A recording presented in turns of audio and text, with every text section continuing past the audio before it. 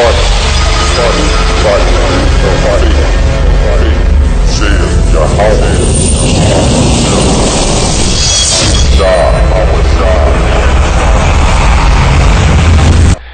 I wanted to talk to you about there's quite a few teachers now, and it's coming, I'm seeing it more and more everywhere I go. One, because I believe the law isn't done away with, and so I find a lot of good teachings by the Hebrews that say only Hebrews can be saved. And my question is, if only Hebrews can be saved, why did Paul even go to the Gentiles?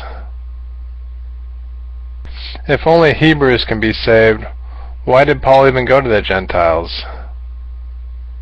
Why did Paul even go to the Gentiles? Why did Paul even go to the Gentiles?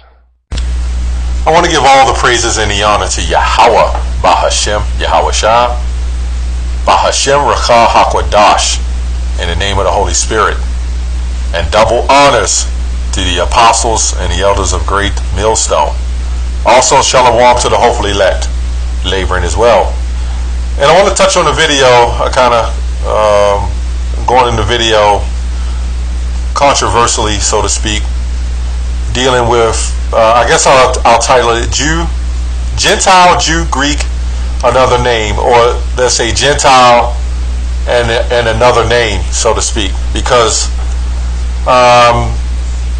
the one thing that is separating us from the Christians and their belief, well, quite a few things, but one of the stumbling blocks is Gentile. Okay, they can't even get past the one you call Jesus, that Greek name, okay, or his skin complexion. They can't even get by that, but that's another video.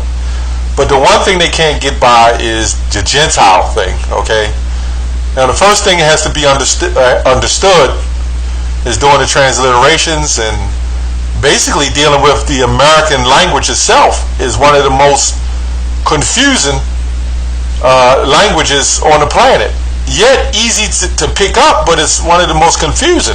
That's why when foreigners come here and they'll hear you speak a sentence, and then all of a sudden you'll say a word that's a stumbling block to them, okay? Because that word, as they knew it, meant something else that they learned according to the English language, but you're meaning it in another level, in a total different form, so to speak. So we'll get into that in a second. So let's go to Matthew 10 and 5. Okay, it says, these 12 Yahushua, and they'll say Jesus, sent forth, commanded them, saying, go not into the way of the Gentiles, and into any city of the Samaritans enter ye not. And you continue to read, it says, but go rather to the lost sheep of the house of Israel. So wait a minute, there's 1 minute that the scripture says don't go to the Gentiles, and the next minute it says, the scriptures will say go to the Gentiles. So the Bible is one of the most complicated books to the modern world, okay? Only because the English language is one of the most complicated languages to the modern world. So you're going to have confusion, okay? And the Lord says what? He is not an author of confusion, okay? And it's just that simple. The Lord is not an author of confusion, and that's what we see here with the language that's in America. It's a confused language, okay? So let's go to just to get an understanding of these definitions, because like us at Great Millstone, we go really into the words, man. It's important to go into the words, okay? For instance, we'll go into the word homograph. The definition of a homograph. A homograph is one of two or more words spelled alike but different in meaning or derivation or pronunciation, such as the bow in a ship, okay, or a bow and arrow. Now, they're spelled differently, but they're spelled the same, but they have different pronunciations and they have different meanings. But this can be confusing to somebody who don't really understand the English language. And to be honest, a lot of our people that's been here from kindergarten, born here in America, raised on the English language, even graduated from college, still don't quite have the understanding of the meaning of these words. Okay, it's called laziness. They will not get into looking up the words and seeing what it means. Okay, so now when we go to the word homophone, you have homographs, now you have homophones. Homophones is one, okay, of two or more words pronounced alike but different in meaning. So this is where you would get the word Gentile, okay? When you read Matthew 10 and 5, when it says go not into the way of the Gentiles, that is a homophone.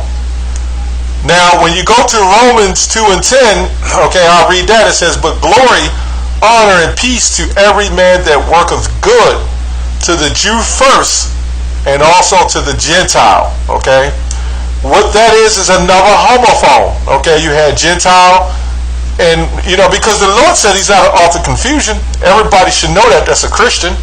The Lord does not confuse anything. So why would the Scripture says don't go to the Gentiles, then the next come to the Gentiles? Now you can try to separate the stories and say, well, that's how he thought then, but when Apostle Paul came, look, Apostle Paul came to finish the ministry of Yahushua, man.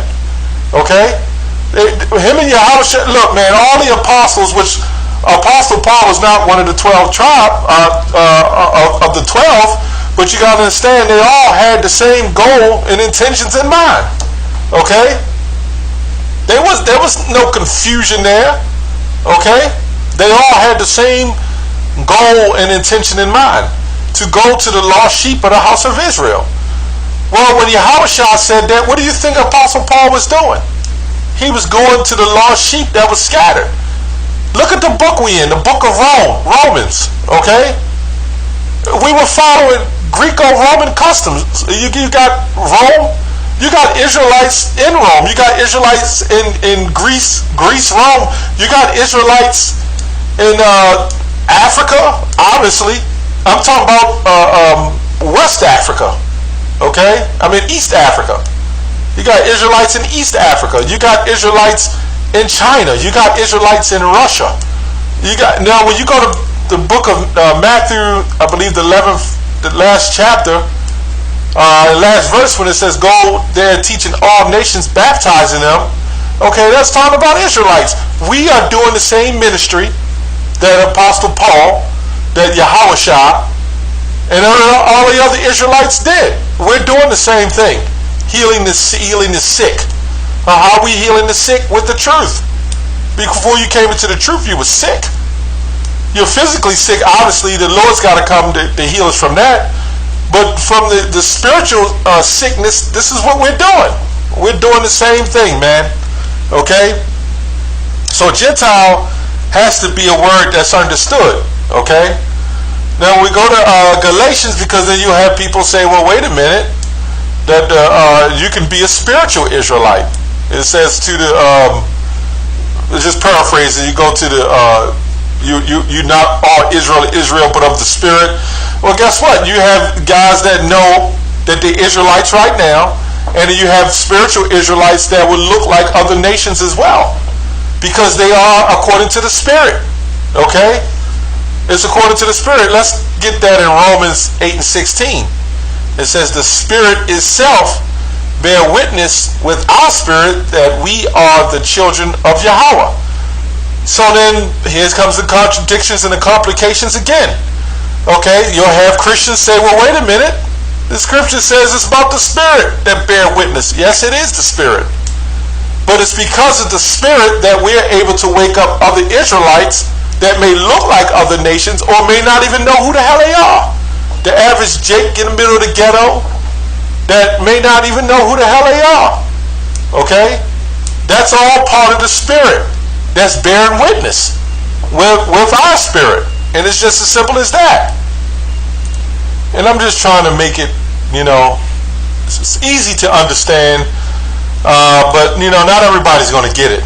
Okay, not everybody's going to get it. So let's go to Galatians 5:5. For we through the Spirit wait for the hope of righteousness by faith. Okay, again, only the Israelites can wait through the Spirit by hope in the faith. I know it's hard for a lot of people to get. It's a hard thing to deal with. If you're not an Israelite, you can't be saved. Okay, it's just that simple. I got news for you. A lot of our people is not going to make it until they have to come back, reincarnated, so to speak. Okay, or back through the Spirit, through the flesh, as the elect will bring the rest of the Israelites back.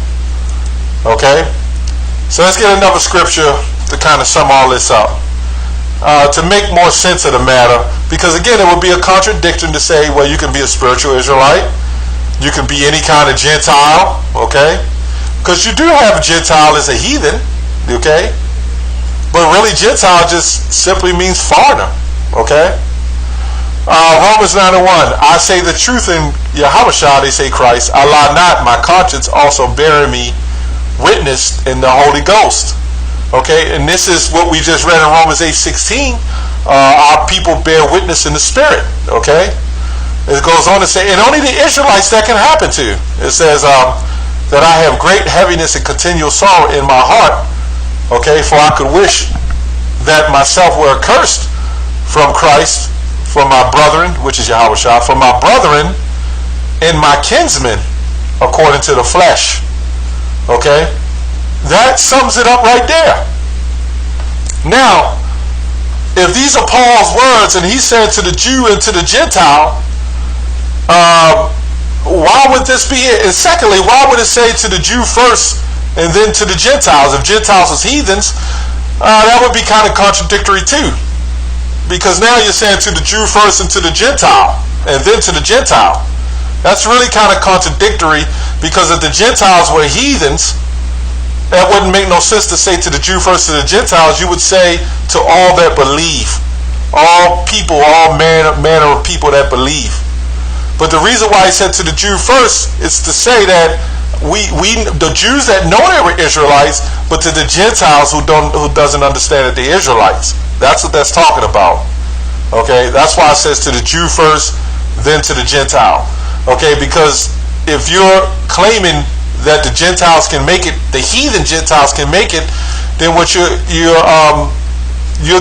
throwing a little racism or trick in the trick bag, so to speak, and saying that the Jews is going to get first and then to the Gentiles.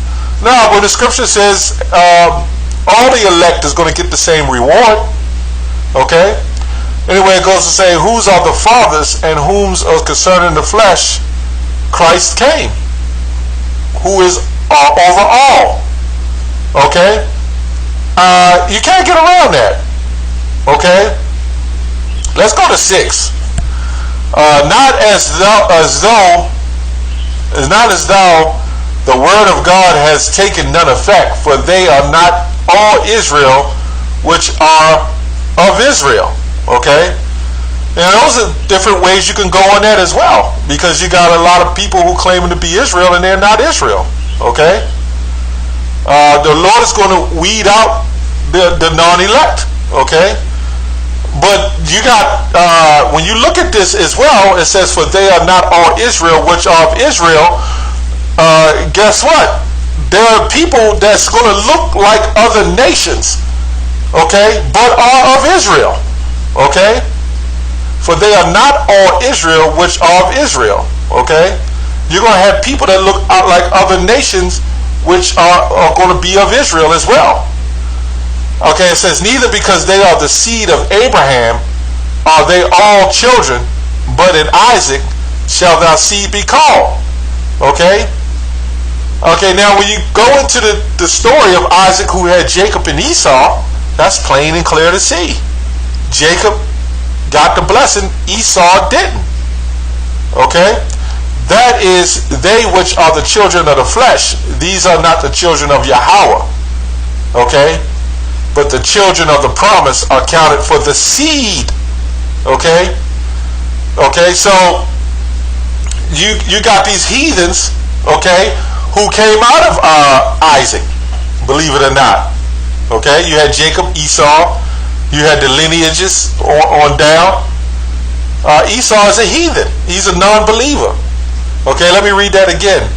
Neither because they are the seed of Abraham are they called thy children, are they all children, but in Isaac shall their seed be called. Right, because you had Esau that came out of Isaac as well. Okay?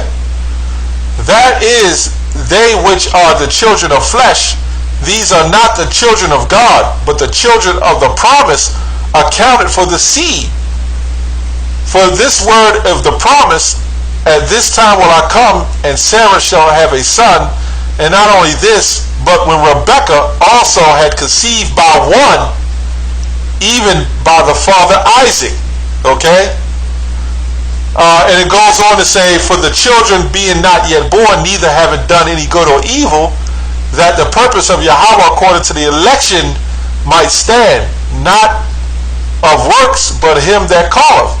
It is said unto her, the elder shall serve the younger. Esau came out first. As it is written, Jacob have I loved, but Esau have I hated. Okay? So you can't get around that. You just can't get around that. Okay? Guess what? So the whole point of the video is Jacob seed is spreaded. Okay? We are scattered, as the curses say. And the seed of Israel is who the Lord ultimately loves. Okay? But the seed of Esau, he doesn't. So our people were scattered amongst all the Gentiles. That's why it says whether Jew nor Greek. We live in America, okay? Which this is modern day Rome. So you would look at America as modern day Rome, and you don't believe me, look at downtown DC. Look at all the places that you see. Look at your money. Sodom of Egypt, okay? Didn't the Greeks pretty much take down the Egyptians? Okay, so when you look at America in itself, this is Greece, this is Greek, and Egypt, so to speak, but let me say Greek. This is the Roman Empire all over again. So if this is the Roman Empire all over again, do I call myself a Roman citizen? Yeah, if I was born here, I would be a Roman. Okay, like Cornelius, he would have been who he said who he believed he was, even though he was in the so-called Italian band. Guess what? He was still an Israelite. Would all of us say that we were? If this place was named after Greece, if this was Greece alone, would we not all say we were Greeks? Now, if we're waking up to the truth and we're trying to adopt the children of the promise into what we believe, then when we would say the Jew, us as Israelites, and we also say to the Greeks, you Greeks out there, okay?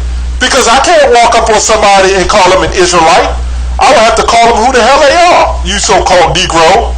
So that would be the same thing as saying to the Jew or the Negro. Right? That would say to the Jew or the Hispanic, to the Jew or the Chinese. It's all about the spirit. Okay?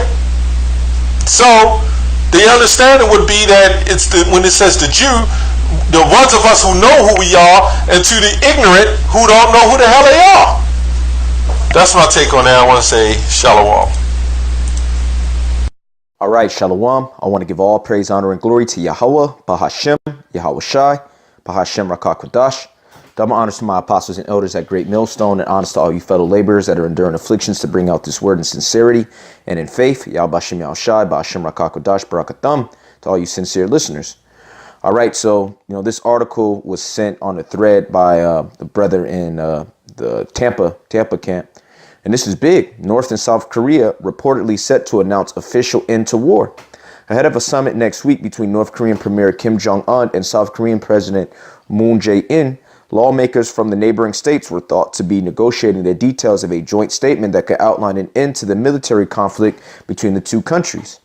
Pyongyang and Seoul have technically been at war since the 1950 through 1953 Korean conflict ended with a truce and not a peace treaty. Yeah, which is why you have something called the DMZ, or the demilitarized zone, which is a zone where there is no fighting. Okay. North and South Korea are in. That's where a lot of the times they meet. They meet and they talk right there in the DMZ, the demilitarized zone.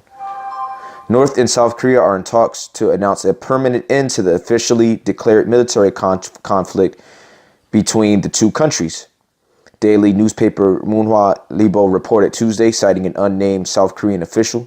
Ahead of a summit next week between North Korean Premier Kim Jong-un and South Korean President Moon Jae-in, lawmakers from the neighboring states were thought to be negotiating the details of a joint statement that could outline an end to the confrontation. A successful summit between the Koreas later this month could help pave the way for a meeting between Kim and President Donald Trump. The U.S. president and North Korean leader are poised to hold talks in late May or June, according to the Korean Central Network. Yeah, and this is bad for the so-called white man, because China has negotiations in dealings with North Korea as well as Russia. And then America's ally has been traditionally who? The South Koreans. All right, they're more so-called westernized, meaning they're Edomites. They take on the ways of the so-called white man. Whereas the North Koreans, they're more akin to their ancient way of living, their whole heathenistic Moabite way of living. And I got another one. U.S. uses Pakistan like tissue paper. Imran Khan. Cricketer turned politician Imran Khan has said the U.S. uses Pakistan like a tissue paper. For Pakistan, unfortunately, the economic situation is not that strong right now. The country is actually going through an economic crisis. So American sanctions would be damaging. But I mean, is this justice? Is it fair? Is this how the U.S. would use a country like a tissue paper, and when it thinks it doesn't need it anymore, it just casts it away? I think it's very immoral. The Pakistan Tehreek-e-Insaf chairman's statement came in response to a question regarding how damaging and dangerous it would be for Pakistan to be placed on the gray list of the Financial Action Task Force. Speaking about the U.S. accusing Islamabad of supporting terrorism, which Islamabad, that's the capital of Pakistan, Imran said, I think it's very unfair to Pakistan, a country that participated in the U.S. war. And I repeat, a country that had nothing to do with 9/11 and a country that lost more people than any other country. I mean, Pakistan lost more human beings, almost 70,000 dead. Vast number of them were handicapped because of bomb blasts, for helping the Americans, for joining the American war, and it brought the heaviest costs. And at the end, the Americans today blame Pakistan and put sanctions against it. I think this is the greatest travesty of justice. I think, it is something which is inconceivable that the U.S. would blame Pakistan for its failure in Afghanistan. When asked why the Pakistani defense minister is asking the U.S. to reconsider a cut of billions of dollars in security aid as ordered by President Trump, my point of view is that this American aid has been very costly for Pakistan. For getting whatever aid we did get in these 15 years, the damage done to Pakistan and participating the U.S. war on terror has led to almost 70,000 people dead. It has devastated our tribal areas. The border areas, we have half of the population. We're talking about 3 to 4 million people who were internally displaced. And the loss of the economy is about $100 billion. So this small aid has been very costly. And the lesson learned from Pakistan's point of view is to never fight someone else's war. And people like us have always opposed it. Posed with the question if Pakistan should show actual accounting or if the U.S. should put forth proof of its statement that anywhere from 50 to 70% of the aid sent to Pakistan was misspent, wasted on kickbacks, bribes, or even stolen, Imran said the aid given in proportion to the damage done in Pakistan by participating in the U.S. war, there is no comparison. The aid was what? They say about $20 billion, maybe $25 billion. Pakistan has lost over $100 billion. Economy suffered. Investment suffered. The damage done through terrorism meant that foreign investors won't come into Pakistan. Tourism collapsed in this country. Even today, foreign cricket teams don't come to play in Pakistan. So this country took a heavy punishment by participating in that war. And as I said, the money coming from that aid is a small pittance compared to what it costs to people of Pakistan. Imran absolutely agreed with Pakistan's foreign minister that the U.S. has turned Islamabad into a whipping boy to distract from its failures in Afghanistan. Agreeing that Washington is looking to single out Pakistan to deter criticism, the PTI chief said, just look at the facts. At one point, there were 150,000 NATO troops in Afghanistan, and then the Afghan army is anything between 250,000 to 300,000. So you're talking about almost 500,000 armed forces in Afghanistan. And what the U.S. blames Pakistan for is that 2,000 or 3,000 insurgents come from Pakistan to Afghanistan are the reason why they could not win the war in Afghanistan. U.S. expects Pakistan to win the war they've badly lost in Afghanistan. Firstly, what would the U.S. do to be on a collision course with Pakistan? The maximum leverage that the U.S. has is to stop the aid. And, Pakistan should try everything to keep the U.S. happy, he said when asked if the drop in American aid be countered by deals of Pakistan's newest friends like China or Saudi Arabia. But the problem is that the U.S. expects Pakistan, the message it has made in Afghanistan, to somehow win the war which they badly lost in Afghanistan. And when I say lost, I mean they haven't won. All the Taliban have to do to win the war is not to lose. So what the U.S. expects Pakistan to do is what it has not been able to do to succeed in Afghanistan. And clearly, Pakistan has limitations. And if Pakistan now, what they want to do is take actions against these Taliban groups supposedly operating from Pakistan, well, then they should tell us where these groups are. They're talking about the Haqqani network. At its peak, the Haqqani network would have maximum 2,000 to 2,500 men in Afghanistan. That surely cannot be the reason why they've lost and have not been able to win for 16 years, he said. Suggesting that the U.S. will have to change its strategy in Afghanistan, he said, what I feel is that the American policy of military actions, collateral damage, I don't know whether you have seen in Kunduz, the bomb in Madrasa killed 100 children. Now that 100 children killed by the American bomb means that this will raise hatred in Afghanistan, and hatred means more recruits. And so it's an ongoing circle, collateral damage, hatred, more recruits, and an ongoing war. So the answer is that the U.S. has to change its strategy, and that's going towards dialogue and political solution. I mean, there was no Al-Qaeda in Pakistan. There were no militant Taliban in Pakistan, and we didn't have the terrorism. We had sectarian terrorism, but that was just nothing compared to what happened once we joined the U.S. war on terror after 9/11. And then we had a spat of suicide bombings, which was bigger than any other country. I mean, Pakistan suffered the sort of terrorism which no other country suffered. And there was a point in 2010 to 2011 when people were worried about the future of the country. We were falling apart. So it was thanks to the security forces that they eventually took this terrorism under control, which was because we were considered collaborators with the Americans. So all the anti-Americanism turned against Pakistan. People were attacking Pakistani security forces because they thought we were collaborating with the U.S. So the brunt of the anger against the U.S. was borne by Pakistan. Slamming the U.S. president for applauding India's role in the war on terror while blaming Pakistan for the U.S. not winning in Afghanistan and supporting terrorism, the chief said, now this is exactly what India says about Pakistan. And so therefore, it was extremely hurtful for people of this country. They participated in the war that was not Pakistan's war. Let me jump down a little bit, because this is a lot.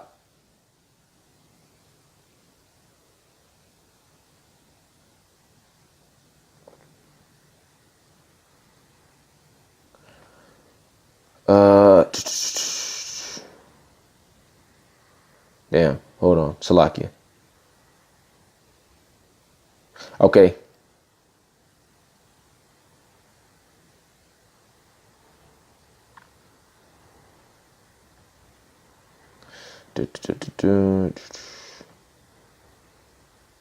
Yeah, that's pretty much it, because then he's going into India.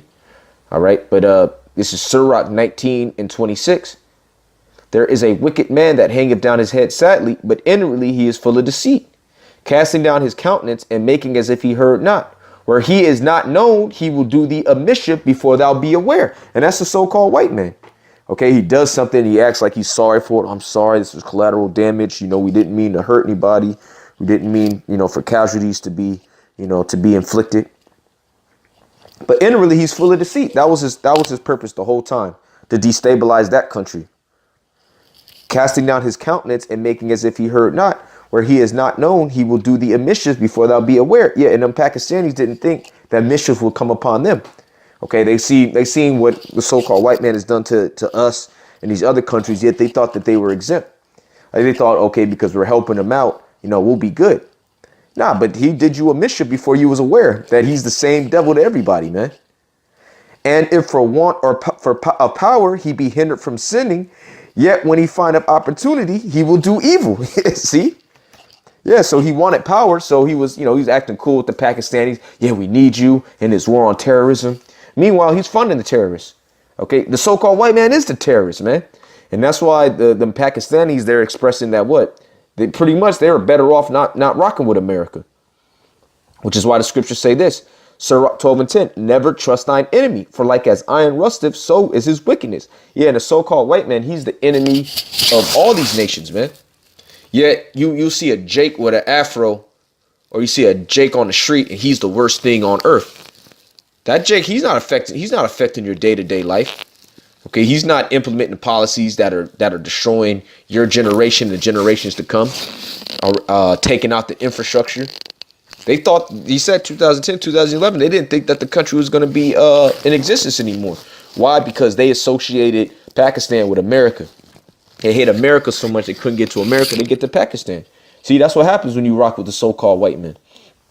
Though he humble himself and go crouching, yet take good heed and beware of him, and thou shalt be unto him as if thou hast wiped a looking glass, and thou shalt know that his rust have not been altogether wiped away. Yeah, that's Esau, man. And these other nations are waking up to the fact that he's the enemy. Okay. This is Nahum 3 and 19. There is no healing of thy bruise. Thy wound is grievous. All that hear the bruit of thee shall clap the hands over thee. For upon whom have not thy wickedness passed continually? And we just read an example right here, man, with Pakistan. The wickedness of the so-called white man has passed upon them continually. All right, joining as an ally to America puts your country and your livelihood in jeopardy. Because he's only about himself. All right, the so-called white man. In particular, the so-called white man over here, to the point where even Germany don't even want to join with your ass no more, man. And the other European allies, they're hesitant. And what's happening is these nations, they're getting bold, man. This is Isaiah chapter 14. Verse 10, all they shall speak and say unto thee, art thou also become weak as we? Art thou become like unto us? Thy pomp is brought down to the grave, and the noise of thy vows. The worm is spread under thee, and the worms cover thee. Yeah, see, so all these other nations, they're looking at you as if you're an equal now. You're looking vulnerable. They're saying, what, are you weak like unto us? Because now you need our help. Okay, now you need us to foot the bill more. Okay, now your nation is suffering from epidemics. Okay, now your people are dying at a rapid rate, man. And these nations, they're seeing that, and they're breaking away from your hegemony. Okay, they that ate your bread, because Pakistan and South Korea, they were once allies. Now look, they're breaking away from you. Okay, they're Pakistan, they're making deals with Russia and China, and you see South Korea. They about to link back up with North Korea. The Korea's about to be united. And then what's going to happen? They're not going to rock with America. They're going to rock with Russia, China. That's the spirit that's out here right now. This is Obadiah verse 7. All the men of thy confederacy have brought thee even to the border. Yeah, and Pakistan was confederate with you with this war against terrorism. The men that are at peace with thee have deceived thee and prevailed against thee. Yeah, because Pakistan, they have nuclear technology. And guess what? They're going to shoot it over here. Scriptures tell you that all they that bend the bow shoot at her, spare no arrows. They that eat thy bread have laid a wound under thee. There is none understanding in him. And what does it mean when it says they that eat thy bread? Those that took your aid. And now that Trump is running this thing like a business, he's like, look, we need to have cost cutting measures. That's what they call it in business, cost cutting measures. Okay, we're in the red, so we need to shore up the company. He cutting off that aid, man. And so now these countries, they don't have no type of allegiance to you, man, because they already was looking at you some type of way because of this quote unquote collateral damage that you cause in a country. And now you're not even giving them no money. So what need they to have any type of alliance with you, man? Now Esau wants you to foot the bill, man.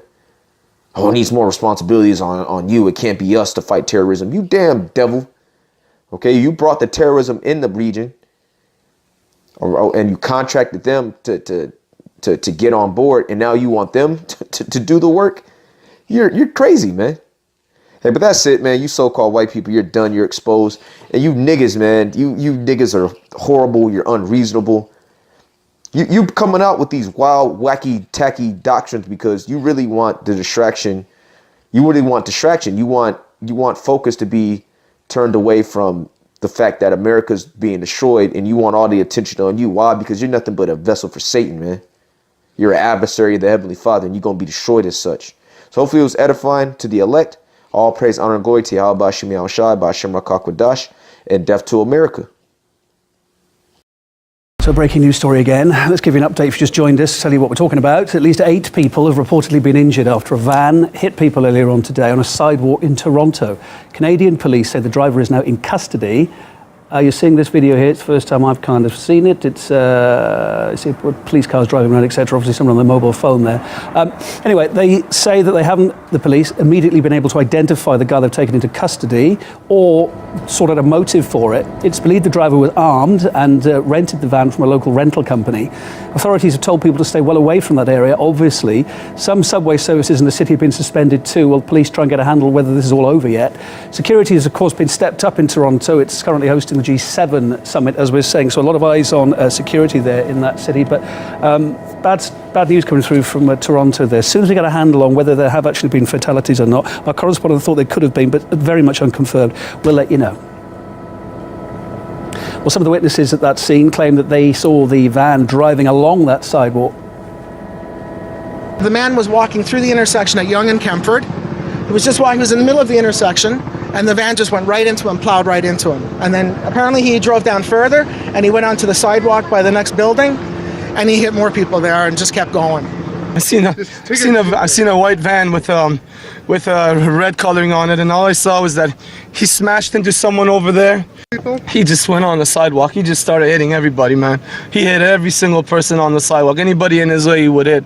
The bus stop, everything got shattered. There was a lady in there that I saw. I just stopped and I looked and I went after it again. All I see is just crumbling up, one by one, one by one. One person got dragged on and their blood is all over Yonge and Empress. Is really bad out there, man. I'm so shaky. I'm still dying from this. I can't believe this is happening. This is like unbelievable. This is so unbelievable. Was he swerving towards? I just in the Starbucks and saw there's a white truck just go to the sidewalk, and so many people just shouting stop the car, but he didn't. He just keep moving, and he hit some people, and 3 people lie down there and they didn't move at all. I think it's on purpose, because if the car doesn't work, he should like hit the car or something so he can stop, but he just goes through the sidewalk, not the... Shalom. First and foremost, I'd like to give all praise to Yahweh, Ba'ashem Yahushai, Ba'ashem Rakah Kadash, and want to give all praises also to the elders and apostles of Great Millstone, who have been teaching this truth with sincerity, as I am looking at more headlines here. Bashar al-Assad meets with a Russian delegation after the recent U.S.-led airstrikes. So that's one of the highlights here. And unlike the last video, I think I have a way I could make those videos play, but nonetheless, though. So you can see Bashar al-Assad about to meet there. And you can best believe Russia's not going to let this go unpunished. So this will not be left unpunished, you know. And, so there's U.S. and U.K. And France hit Syria after an alleged chemical weapons attack. Of course, video's breaking up here, but I think I have a way of getting them to play, you know, on something that's just not high frequency. Anyhow, so you can see him there meeting. Of course, this was all a fabrication. You can see the Syrians gathering in support of Bashar al-Assad, because pretty much they had thwarted the enemy's attack this weekend, and I'll show you how that was. Alright, so there's that going on, and then I got some other things here. Oh, remember how I told you that they were going to do a false flag event? Well, check this one out.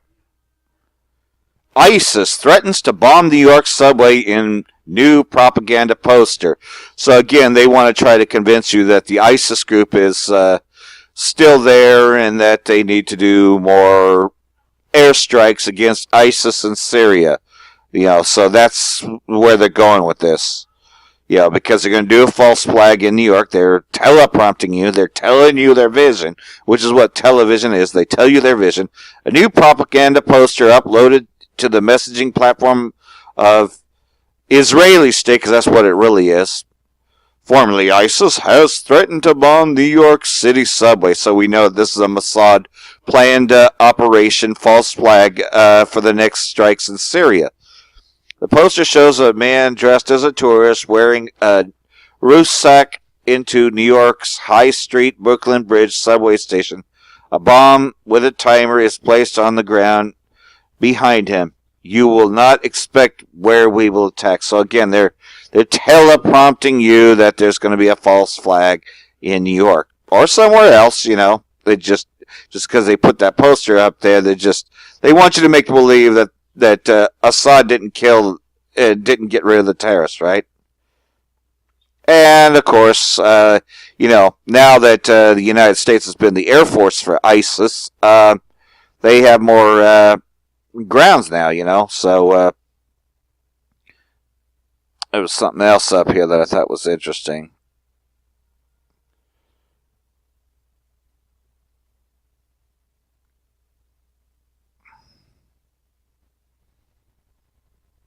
Yeah, even Alex Jones is reporting about the claims of the irrefutable feud evidence Syrian chemical weapons attack was a staged event. So he is reporting on that. But I thought there was something else that was interesting here. That's still up here. Yeah.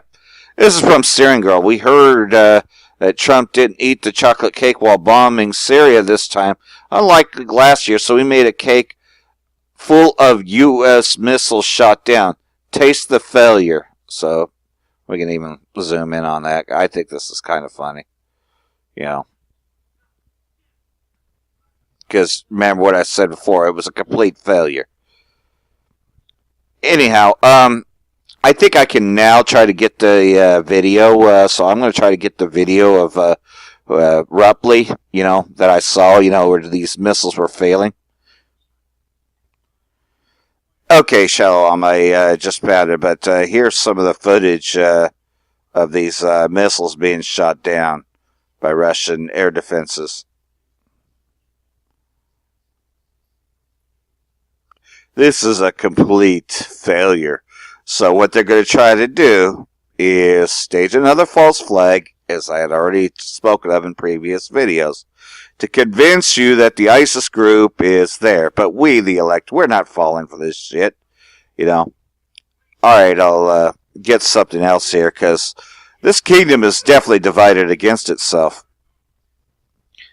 And here's another tweet. White helmets didn't listen to him because they all live in California, where they shoot their stage scenes for Netflix documentaries. No white helmet lives in Syria.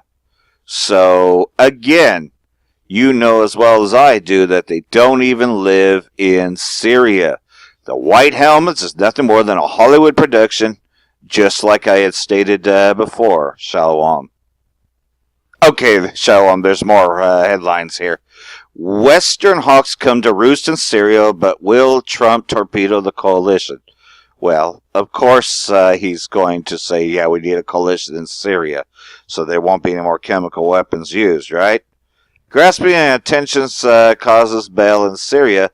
Major Western powers appear anxious for a military showdown, but many allies have declined to join the war party. Will others follow? What is it about springtime that brings out the worst side of the West's neo-conservative pro-war faction? Well, it's the war and fraction of Esau, the so-called white man who loves destruction. He's a warmonger. War is in his heart, and yeah, he seems to want to bring it out more so than, pretty much than anyone else. On March 20, 2003, a coalition made up of the U.S., UK, Australia, and Poland opened a military campaign against Iraq. On March 19, 2011, the U.S., UK, France led a NATO charge attack against Libya. And now here we are in early April, and the usual suspects are rearing their ugly heads for yet another regime change, this time in Syria. So just like AMTV told you, just like we had brought it out before, that pretty much what's happening is, of course, this place is divided against itself. You know, the alternative media believes that they can stop this, but there's no stopping this. This is what Esau is made for. You know, pretty much this thing's going to escalate. Yeah, I'm just scrolling down here a little bit. I don't see anything newer. These are old here, but pretty much though, what they did attack was a medical facility, but they want to call it research lab, science research lab. All right, let me get some scriptures. Matthew chapter 12, verse 25. Knowing their thoughts, he said unto them, Every kingdom divided itself is laid waste, and no city or house divided against itself will stand. And if Satan casts out Satan, he is divided against himself. How then will his kingdom stand? And we are seeing this big time, you know, with the opposition here in Babylon the Great, and you know, all around the world. They're burning the flag. I threw away the flags a long time ago. You know, I don't have anything that's pro-America because I hate this fucking place. And that was even before I came into this truth, you know, when, you know, I just realized, man, I ain't a part of this. Fuck this place. Fuck America. So, you know, this place will be laid waste, and that's what the scriptures tell us over and over again, is that this city shall become desolate. They shall hate the whore and burn her with fire, and well, there's protests all over. I'll get you some of them so you can see some of this shit. It's amazing. And this is a great time to rejoice. We're just kicking back and relaxing while all these other Edomites are losing control. Alex Jones didn't just lose control in that one part, but he is losing control altogether because he thought he was going to be able to use InfoWars to try and stop this. He thought that Donald Trump was going to try to stop this, and he's still trying to hold on to stretch Christianity, and that is dead. Hold on, let me show you this. Shalom, it looks like I did find better footage of these defenses, so we'll look at that, and you know, we'll see the protests from all around the world over this. Guaranteed, this kingdom of Esau, the so-called white man, is not going to stand much longer. It is divided against itself. See, there we go, taken out. And this is what I saw in Rupley. Rupley had probably the best coverage, even better than the Syria news coverage, which I was surprised about that, but they just happen to have a better camera angle. But of course, we know that Rupley is in Syria, so you know, you can see though that, and then there's the plumes of smoke where it got shot out. You know, and, you know, I had pretty much watched this all the way till it became morning time there in Damascus. You know, pretty much they held off the enemy's attacks. You know, yes, there were places hit, but not as severe if all of them made their targets. So they're gearing up for the next false flag. Make no mistake about it. And they're going to try to convince you that ISIS did these things, and so that way they can do a coalition against ISIS, which you know is bullshit.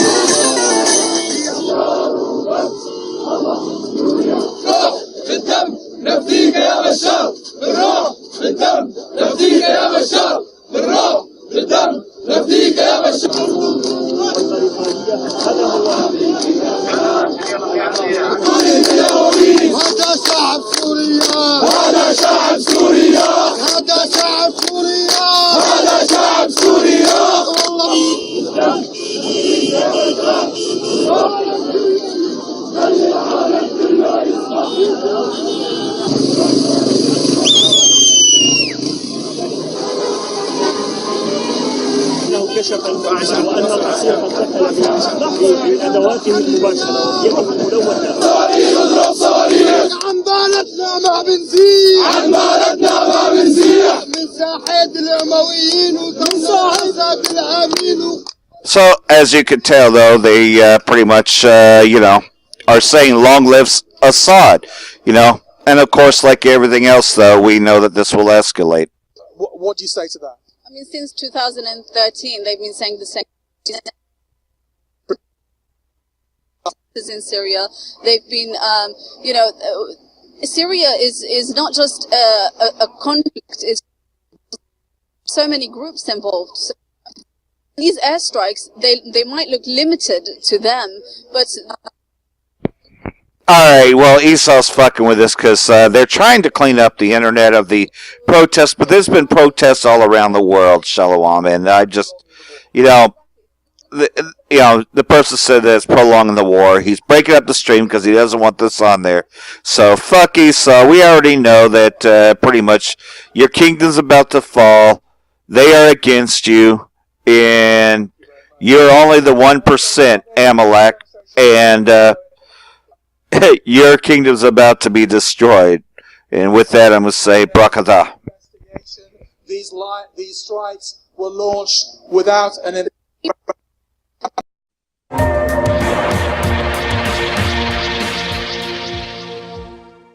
For the real news, I'm Ben Norton.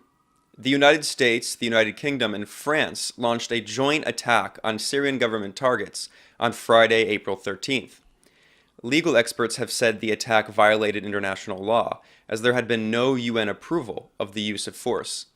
The strike was in response to an alleged chemical attack in Douma, Syria, the week before, but there had been no independent international investigation before the US, UK, and French strike.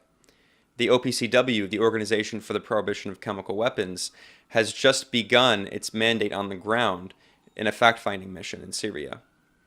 In the US media, there has been some reporting on the US and UK military intervention in Syria, but the role of France in Syria has largely been overlooked. On Sunday, April 15th, French President Emmanuel Macron had a phone call with US President Donald Trump.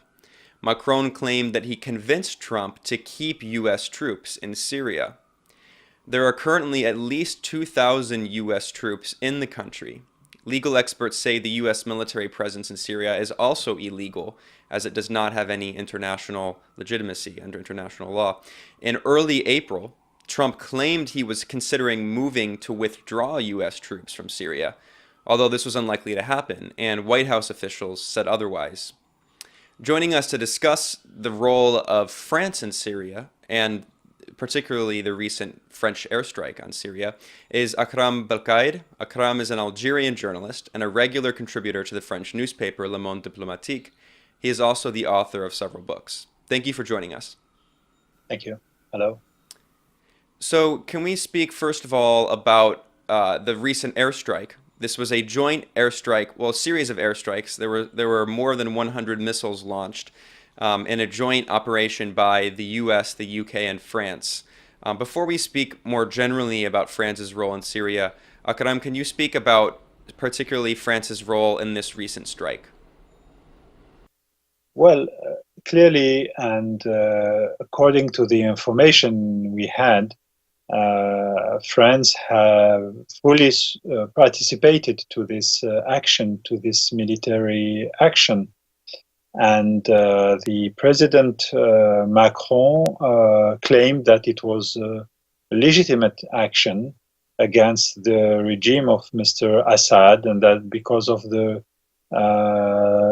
red line of the use being trespassed because the regime of Mr. Assad used chemical weapons. If we do have to analyze this action, I mean, it's quite a surprise because in the past, till 2015, the French government was clearly against the regime of Mr. Assad, was trying to intervene, was trying to convince the US to intervene military in Syria. And we do remember that François Hollande in 2013 was clearly ready to attack Damascus and to attack Mr. Assad's regime because of the use at that time already of chemical weapons. Until now, you have officials here in France still criticizing Mr. Obama, being president at that time of the US, of not because he canceled at the last minute this military action. When elected, when Mr. Macron arrived at the power last year, we thought that we were going to witness a shift in the policy because Mr. Macron appeared to be clearly, pragmatical, trying to convince the public opinion that a pragmatical solution, a political solution had to be found in Syria, and that this political solution didn't mean the exclusion of Mr. Assad from any solution. So this is why many people were surprised to see that France participated to this military action last week against some targets in Syria. And then can you also speak about Macron's recent phone call with Trump? On Sunday, that is April 15th, Macron took credit for convincing Trump to keep U.S. troops. As I mentioned, it was unlikely in the first place that the U.S. would withdraw troops. The U.S. has about at least 10 military bases in northern Syria with at least 2,000 troops. So why do you think Macron is taking political credit for this? What do you think his motivations are for trying to keep U.S. troops in Syria? I don't know clearly if it's true. I don't know if he has convinced Mr. Trump for that. But it's clearly political communication, and this political communication is directed to the French public audience, to the French public opinion, because you have to know that right now in France we are facing an important social unrest. We have demonstrations, we have strikes, we have people clearly criticizing the policy of Mr. Macron, social policy. His reforms are criticized. His approval rate is not so high as it was in the past months. So clearly, Mr. Macron is doing the same that has been done by François Hollande before, or even by Nicolas Sarkozy, using international affairs, using international geopolitics to appear as being a strong president, as having a big influence on the world affairs. And this is why I guess Macron claimed that he convinced Donald Trump to withdraw the U.S. troops from Syria, because it gives a kind of credit to Macron, as if France was still a great power, and that France has still a big influence in the world. This is one of the reasons, I guess, why we had this kind of details about the phone call between Mr. Macron and Mr. Trump. And can we speak more generally about France's position on the war in Syria, and specifically on Iran? Last week, Mohammed bin Salman, the Saudi crown prince and the de facto ruler, visited with Emmanuel Macron. They had several meetings. They signed billions of dollars in business agreements. And specifically, one of the things they agreed to was French and Saudi collaboration in order to undermine Iran in the region. Why is France taking such an aggressive position against Iran? Clearly there is a long history of U.S., UK, France relations and allying together in the Middle East, particularly on the question of Iran. But it seems to me that France would have different economic and political interests than the United States. Why is Macron taking such an aggressive posture against Tehran? Well, when you have to know that we are facing right now two contradictory forces inside the political life in France. I mean, in the past years, there were many officials, among them the foreign ministry, Laurent Fabius, and even François Hollande. They were against the nuclear deal with Iran. They are clearly having a very harsh stance against Iran. Of course, when Macron was elected, it appears that France would support this deal and that they were trying to protect this nuclear deal. Today, it appears for us that Macron is not so categorical about trying to manage a balanced position between the US position against Iran, the Israeli position against Iran, and the traditional role of France in the area, which has always been balanced. I mean, even when there were very important problems between Washington and Tehran, France always tried, I mean, in the 80s, in the 90s, always tried to play a balanced role between the both sides. Today, we can understand that maybe something is being prepared in the area. Maybe France has decided that Iran is the target, is the enemy, and that we have to support what Saudi Arabia wants, what maybe the Trump administration wants, what the Netanyahu government wants is clearly a very strong action against Iran. And you have to know also that the French position and also the fact that France have participated to the military action against Syria last week is clearly deeply criticized in the country right now. I mean, there isn't a national agreement about what has happened in Syria last week. Many people are accusing Macron of playing a role of a suppletive force of the US, of trying to be a vassal, a kind of vassal of Donald Trump. So even people that are against the regime of Mr. Assad are convinced that that was not a solution to participate to a non-legal action.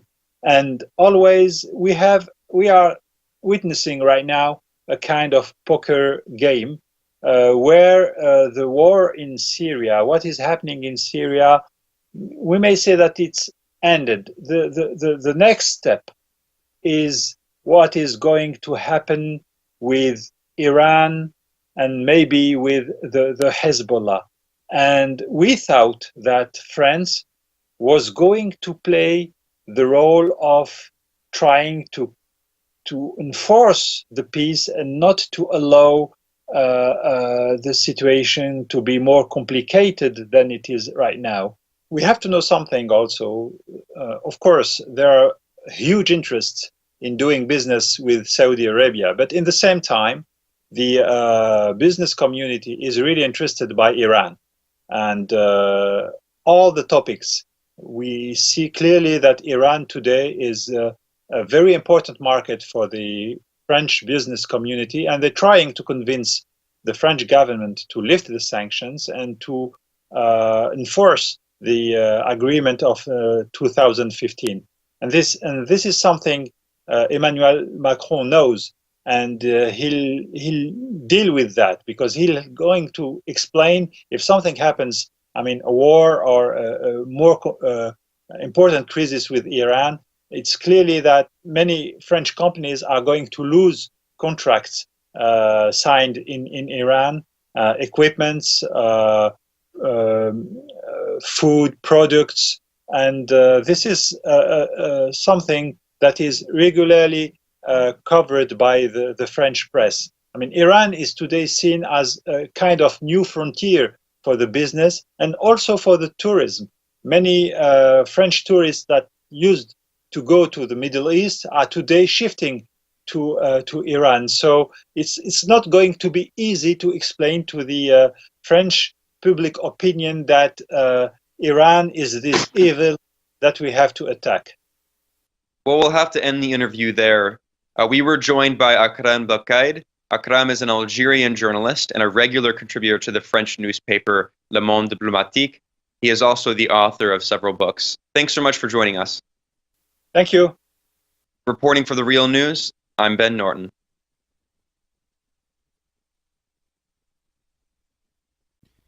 First and foremost, I'd like to give all praise to Yahweh Ba'Shem Yahushai. Double honors to the elders and apostles of Great Millstone. And shout out to Yakim that's out there on the four corners of the earth proclaiming this truth. Ba'Shem Rakal Kadash.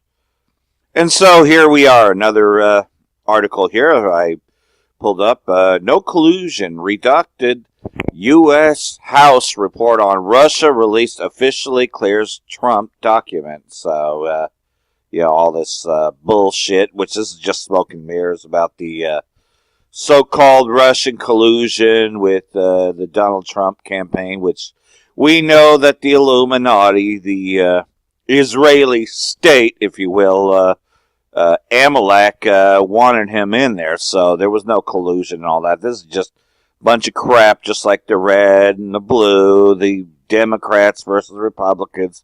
We're past all that horse shit anyways, because we're not even Americans. We're Israelites, New era.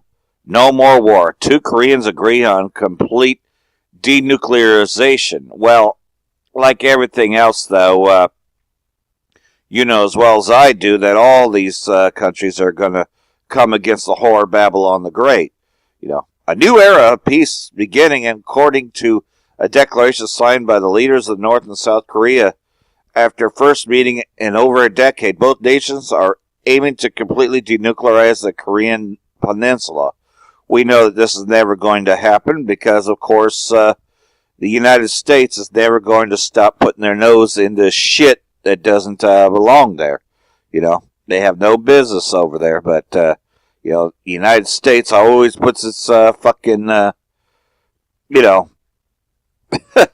terrorists. They're terrorizing all the countries, All right, here's more. Give it a second to load. Shalom.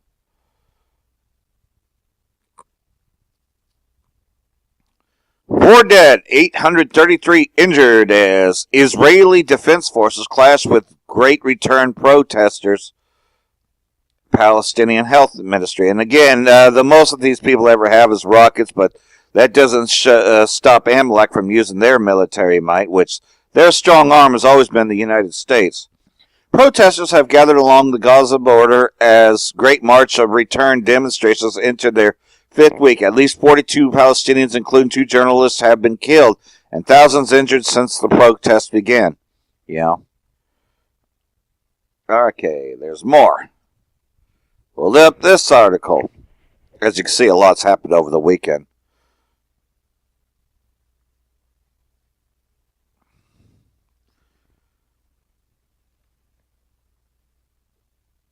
UN envoy to Syria pressed to criticize Astana peace talks, Lavrov. Russia, Iran, Turkey will resist any attempts to divide Syria and undermine a peaceful solution to the crisis, Sergei Lavrov said, while casting doubt on the reasons behind the recent UN criticism of the Astana process. UN Special Envoy to Syria, Stefan de Mistura, is likely to receive pressure from other parties who try to make him criticize the Moscow spearheaded peace efforts in Syria, Russian Foreign Minister Sergei Lavrov said. So again, they already have a solution to the problem. Get rid of the terrorists and get rid of the United States from being in there, but the United States is never going to leave Syria because of the strong arm of Amalek. Okay, so getting into the main part that's happening over there. Explosions heard in Hama and Aleppo, Syria. Possible due to a possible airstrike. And, well, you've already seen my follow-ups to these, that it wasn't an Israeli attack. That's officially out. So here's another article. Saudi Crown Prince Mohammed bin Salman said that the Palestinians should either accept peace propaganda or shut up, Israeli media reported. Well, you know that Saudi Arabia is just another province of the Israeli state. You know, you may as well just call it another state. Okay, and this is from Syrian Girl. Syria is under attack. It doesn't matter if once a day or once a month. Wake up, people. The United States and Israeli state are on the side of Al-Qaeda and ISIS. Clearly, no one can stop them but you, the people. Well, we know that what's going to eventually take place anyways. You know, when Damascus becomes a ruinous heap, sadly. You know, sadly for them, that is. Because, of course, you know, it's the Most High that stirred them in the hearts to do this. Now this thing's really fucking struggling, so, give me a minute here. Fucking piece of shit. Goddamn Esau.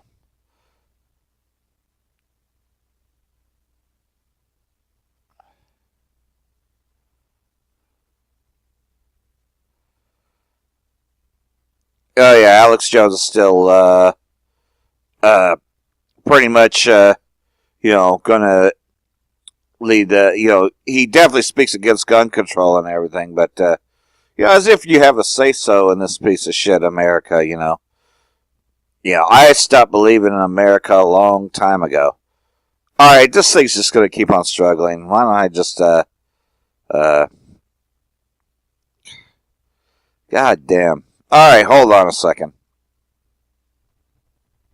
Alright, Shalom, this is what I really wanted to get to. Suspected Israeli missile attack wipes out small town in Aleppo. And here's some photos. So, they pretty much wiped out a town because, of course, you know, Israeli state just shoots whenever. A suspected Israeli missile strike against the Syrian government forces and their allies destroyed much of a small town in the Aleppo governorate last night. According to local reports, a suspected Israeli missile struck Al-Malqa in the Aleppo countryside, destroying several buildings inside this town located near the Nahad military airport. As shown in one of the photos below, the remnant of a missile that appears to be a glide bomb struck a building in Al-Malqa, indicating that it may have been dropped from a warplane. A source in Damascus told Al-Masdar News that this morning that it was the Israeli Air Force that carried out this attack. The latter would have most likely used their F-35 jet, as the Syrian air defense cannot detect them. So yeah, F-35. So here's another picture of that. So they actually wiped out an entire town. You know, this is getting a lot more, you know, heated up. You know, and that's, you know, why we have to stay on the watch of these things. Because, of course, they're not going to tell you this in the mainstream.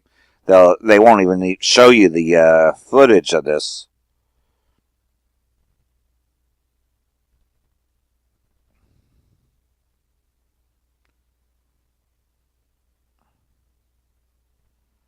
Because we know that the Israeli state really runs the media. See, look at that.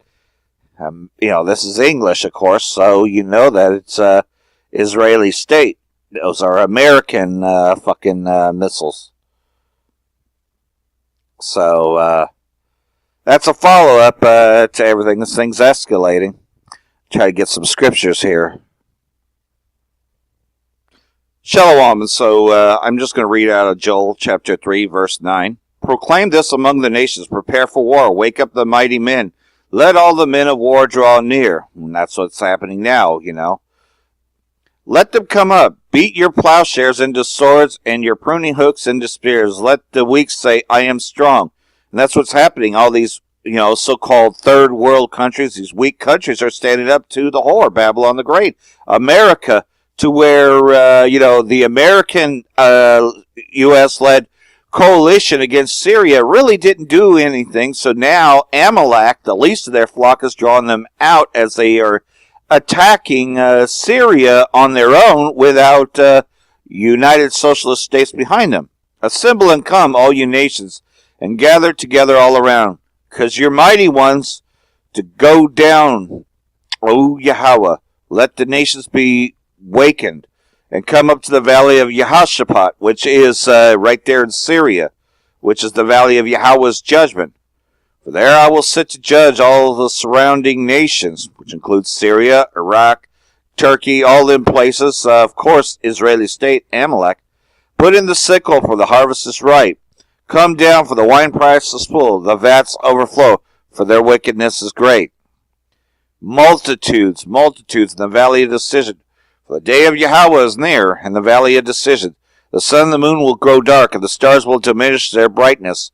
The Lord will roar from Zion, which we are Zion, we the elect of Israel, and utter his voice from Jerusalem. We're that new Jerusalem that will eventually be come down with Yahweh Shai to judge this place. Heavens and earth will shake, but the Lord will be a shelter for his people and the strength of the children of Israel. So again, you know that what's happening here is that this is a Walls of Jericho effect. First, the nations fight each other. Our enemies are fighting each other. So, and it's the Most High that's doing this in the valley right there. He's judging the nations, and he's getting the best of them. Amalek, the Israeli state, is the main of all the wicked people, because they have stolen our identity and portrayed themselves as the Jews. So they are going to be the main ones judged, and they're the ones that are drawing Esau out. The so-called white man just can't stop, supporting Israeli state, because it's indoctrinated into their stretch Christianity that you got to support Israeli state, support them Jews, which they're fake Jews. They're not the real ones. They don't even match the biblical description at all. And also keep this in mind, though, that look at the colors of the people that are out there. Darker skin. You look at Syrians, you look at Lebanese, you look at, and that's really just Ishmael and Syrians. But you look at their darker skin. Well, what people would be there? That would match what they look like. Blacks, Latinos, and Native Americans.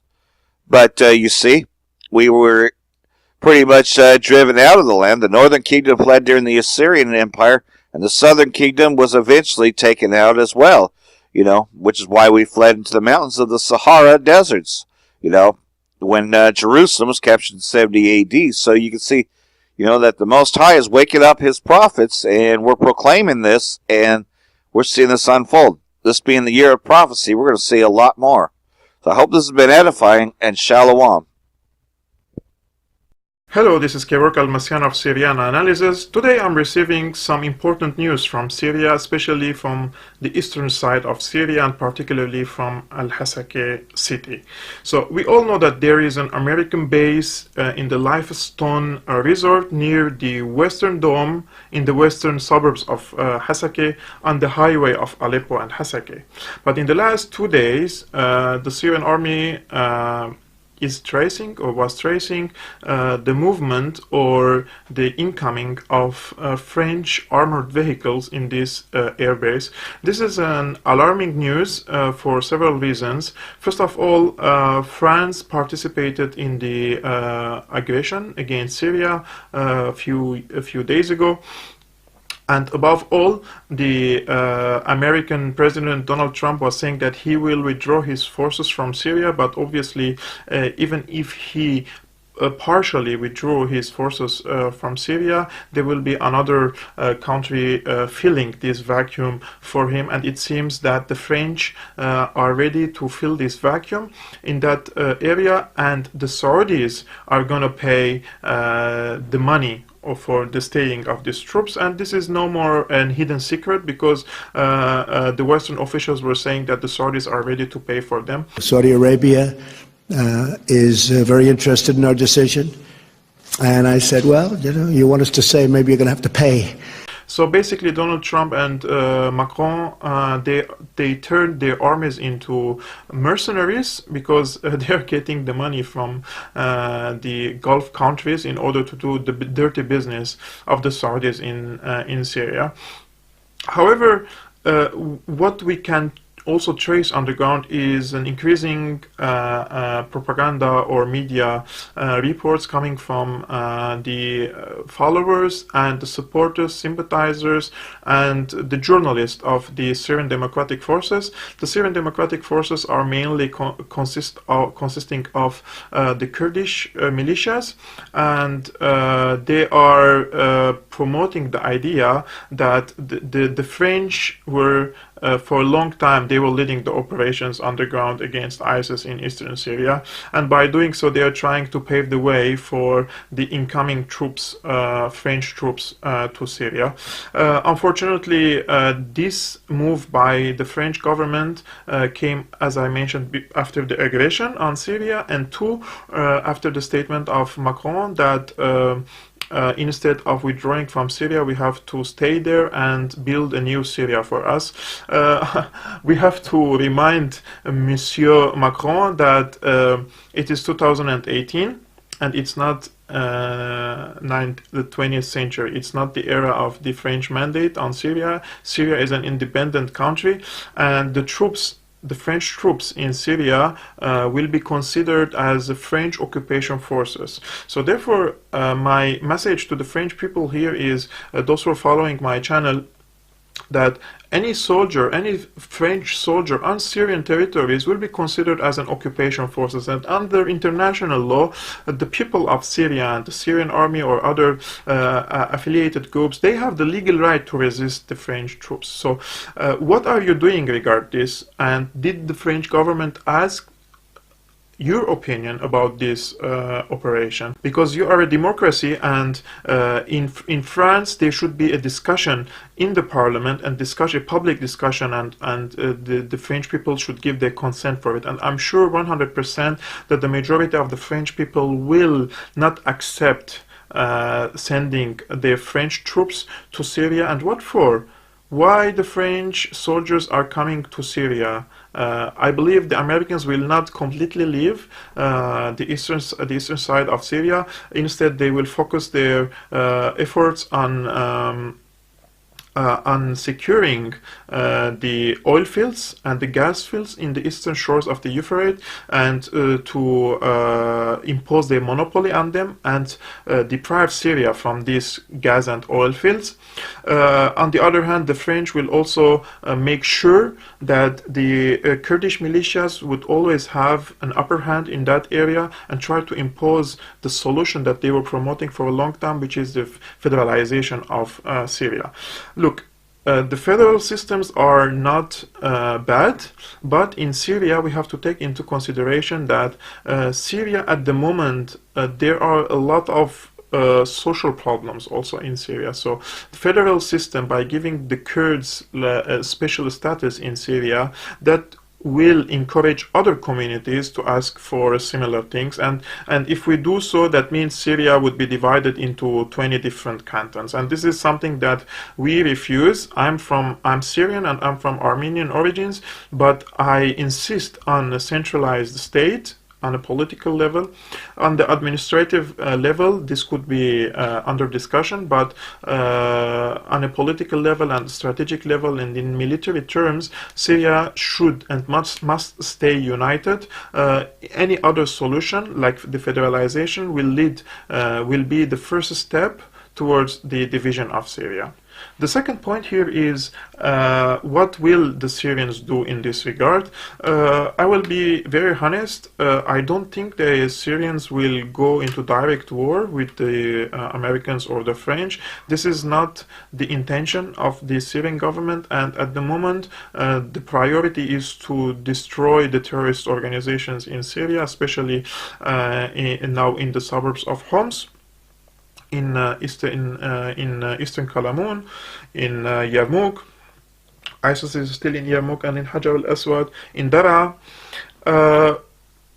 in my opinion, Iran, the Popular Mobilization Forces of Iraq, Hezbollah, and the Syrian troops will coordinate more to put in strategy in order to make life hard for the American and the French troops, and maybe the British troops might also come later. This could be one of the options. The other option is the Popular Mobilization Forces would come from the area of Bukamal from Iraq into the Bukamal, and also continue more and more towards the north eastern part of Syria, and until that time the Syrian army might mobilize their forces also to help them or to support them.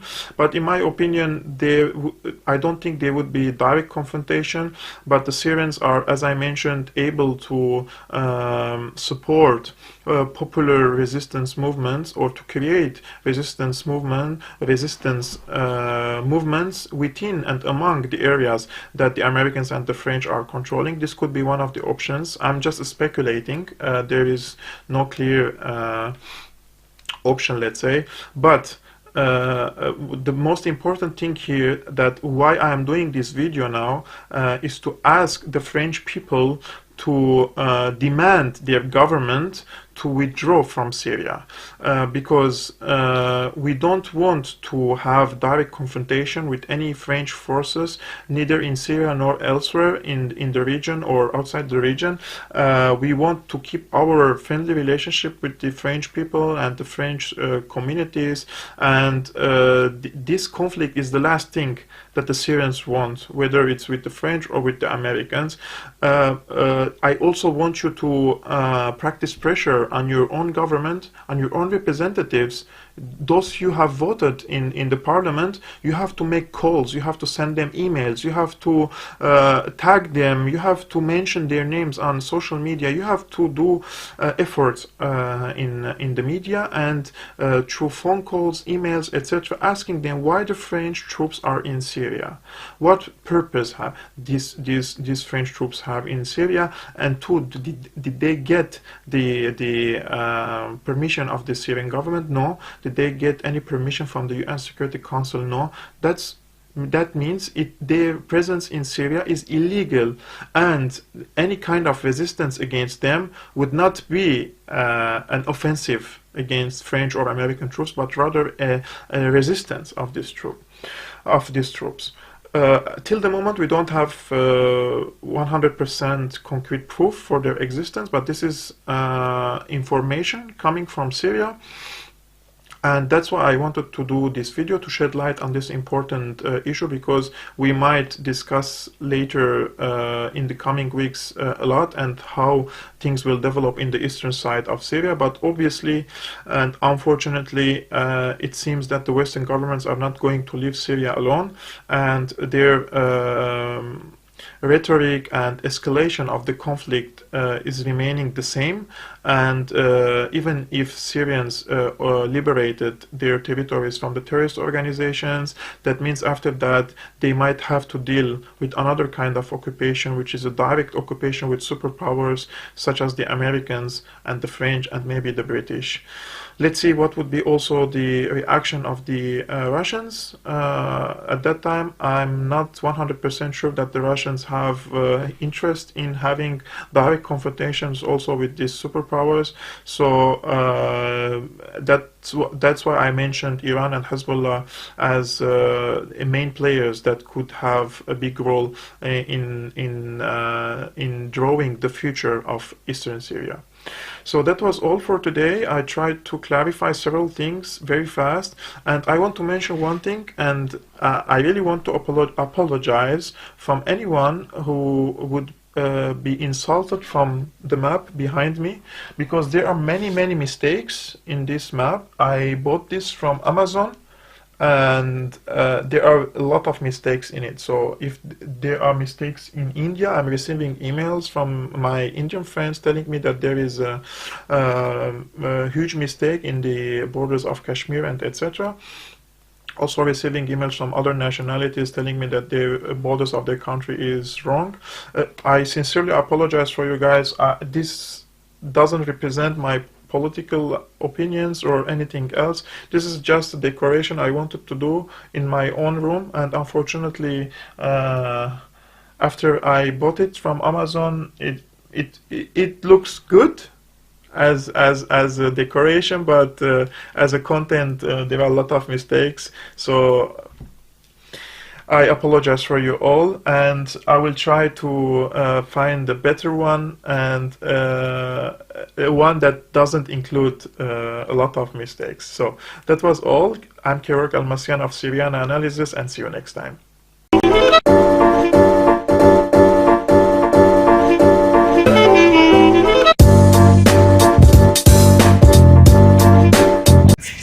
Shalom. First and foremost, we'd like to give all praises and glory to Yahweh, Bahashem, Yahweh Shai. Salutations to the elect, and double honors to our apostles, which has given us this truth. And we're out here only for our people, the Israelites, which are the Negroes, Latinos, and Native Indians, to let them know that they are the true chosen people of who the world ignorantly calls God and Jesus. And if you don't repent, then you're going to be destroyed. So, without further ado, we're going to get right into it. This is John 4:22. Ye worship, ye know not what. We know what we worship, for salvation is of the Jews. Yeah, we know what we worship. Okay, we worship the true power in the Son, because the whole world don't know the true power in the Son. Because if the world knew Yahweh and Yahweh Shai, they wouldn't be teaching that Yahweh Shai is some diamond or ruby, okay? And furthermore, these Christian churches, these Methodist churches, these Catholic churches, these City Hall churches, any of these churches or temples that y'all go to, you're not going to find light, and you're not going to find the truth in it, man. Okay, you're basically walking into haunted houses when y'all go to them churches. Okay, the real church is out here, like it tells you. I believe in the book of Ecclesiastes, when 2 or 3 are gathered in my name, there I am in the midst. Okay, so we know what we worship. So if we're coming out here and we're giving you this word, you're supposed to listen and take heed, man, because you're not going to get this truth from no other place except from the men that have learned from the apostles of GMS. Well, hey, man, getting into that's plain and simple, okay? The truth is not in these churches. That's really the bottom line. Or on TV. The hour cometh. I can see. But the hour cometh, and now is, when the true worshipers shall worship the Father in spirit and in truth. For the Father seeketh such to worship him. Yeah, the Father seeking such to worship him. To worship, who to worship him? His elect men. Because his elect men are the only ones that's going to truly believe on him. Okay? That's right. For the Father seeketh such to worship him. Yahweh is a spirit, and they that worship him must worship him in spirit and in truth. Now, give me Revelation number 14. We're going to get into the prophecy. But yeah, we just want to get into that because, a woman came up earlier and, she wanted to know the truth about Yahweh Shai. So for edification, we through the Spirit, edifying that. Yeah, we're going to get into prophecy now. Revelation 11:14. The second woe is past, and behold, the third woe cometh quickly. Yeah, the second woe was past, because what was World War II all about? Destruction. Okay, many countries going against each other. Even though World War II was systematically set up, even though it was purposely done by design for them rats to go into our land. Okay, but the key point is World War II. Shalom, Mark. Key point is World War II, and it says the third woe coming quickly. Okay. Most of you people don't know this, but we're already living in World War III. Okay, because what was going on during World War II before guns or grenades or bombs were dropped or shut off? Okay, what was going on? The countries was displaying military might of their power. Sanctions was one country was putting sanctions on another countries spying on one another. So you know, all that was happening. That was the start of World War II. Well, World War III is happening right now because the same thing that happened during World War II is happening now. You got this country putting sanctions on that country, and the new thing now is tariffs. Okay, you got China putting tariffs on U.S. products. You got the U.S. putting tariffs on Chinese products. You got U.S. spying on Russia, putting troops on the borders of their land. Okay, you got Russia flying war jets over America. So World War III is here, man. We're just waiting for it to pop off in the Middle East. You got it, bro. This is Isaiah chapter 9, verse 5. For every battle of the warrior is with confused noise and garments rolled in blood. Because back in the ancient world, wars were commonly fought up close with swords, morning stars, broad swords, spears. You had some archers here and there, you know, catapults. But this shall be with what? It says, for every battle of the warrior is with confused noise and garments rolled in blood. But this shall be with burning and fuel of fire. But this shall be with burning and fuel of fire. Okay, and that's talking about what? That's talking about the nuclear destruction. Okay, because every country on this, well, almost every country on this planet has nukes, or if not nukes, weapons that are nearly as devastating as a nuke. Okay, so this is going to be with fueling and burning of fire. This the book of Joel chapter 3 verse 9. Proclaim this among the Gentiles. Prepare war. Yeah, prepare war. That's what these countries are doing. Every time you go into the alternative media, what are you hearing about? Russia doing military drills, exercises. Just a week ago, Russia was training their civilians how to get ready for a nuclear war, how to make nuclear bunkers. Okay, but what are you people doing here on the Souls of America? You're going to parties, you're drinking, you're doing dope. Okay, sniffing opium, taking pills. Okay, smoking, partying and bullshitting. Meanwhile, these other countries are getting ready for a nuclear war. Okay, North Korea, they're doing joint military exercises with China. So these countries are making preparations for war. You got it, bro. It said, prepare ye this among the Gentiles. Prepare war. Wake up the mighty men. Let all the men of war draw near. Let them come up. Beat your plowshares into swords and your pruning hooks into spears. Yeah, beat your plowshares into swords and your pruning hooks into spears. And basically, if you're beating a plowshare into a sword, you're basically upgrading your arsenal, your weaponry. Just like how during World War II, no country on this planet had weapons of mass destruction like America did. America had atomic bombs, but Russia had missiles.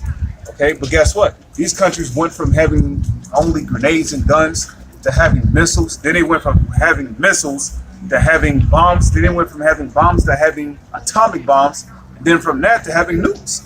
So as a process of time, these countries went from having weak weapons to having great weapons of mass destruction. You got it, bro. You say, let the weak say I am strong. Assemble yourselves. Yeah. Let the weak say I am strong.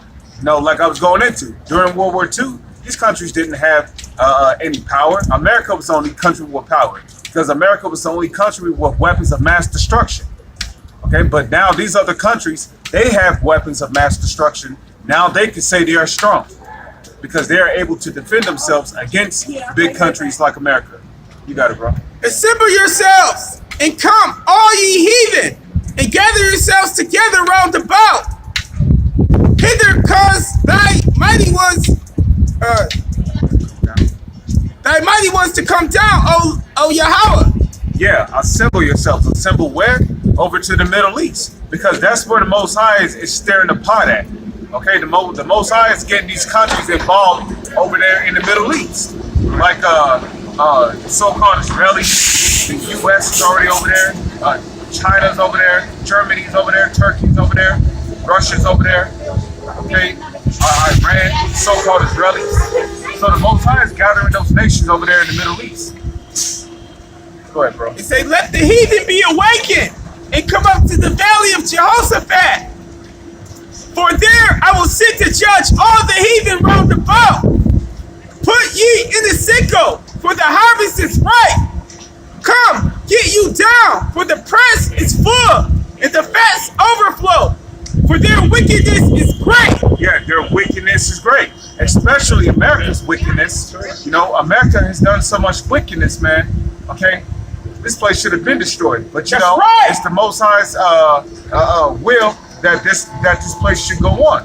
Because the elect still has to be sealed. You know?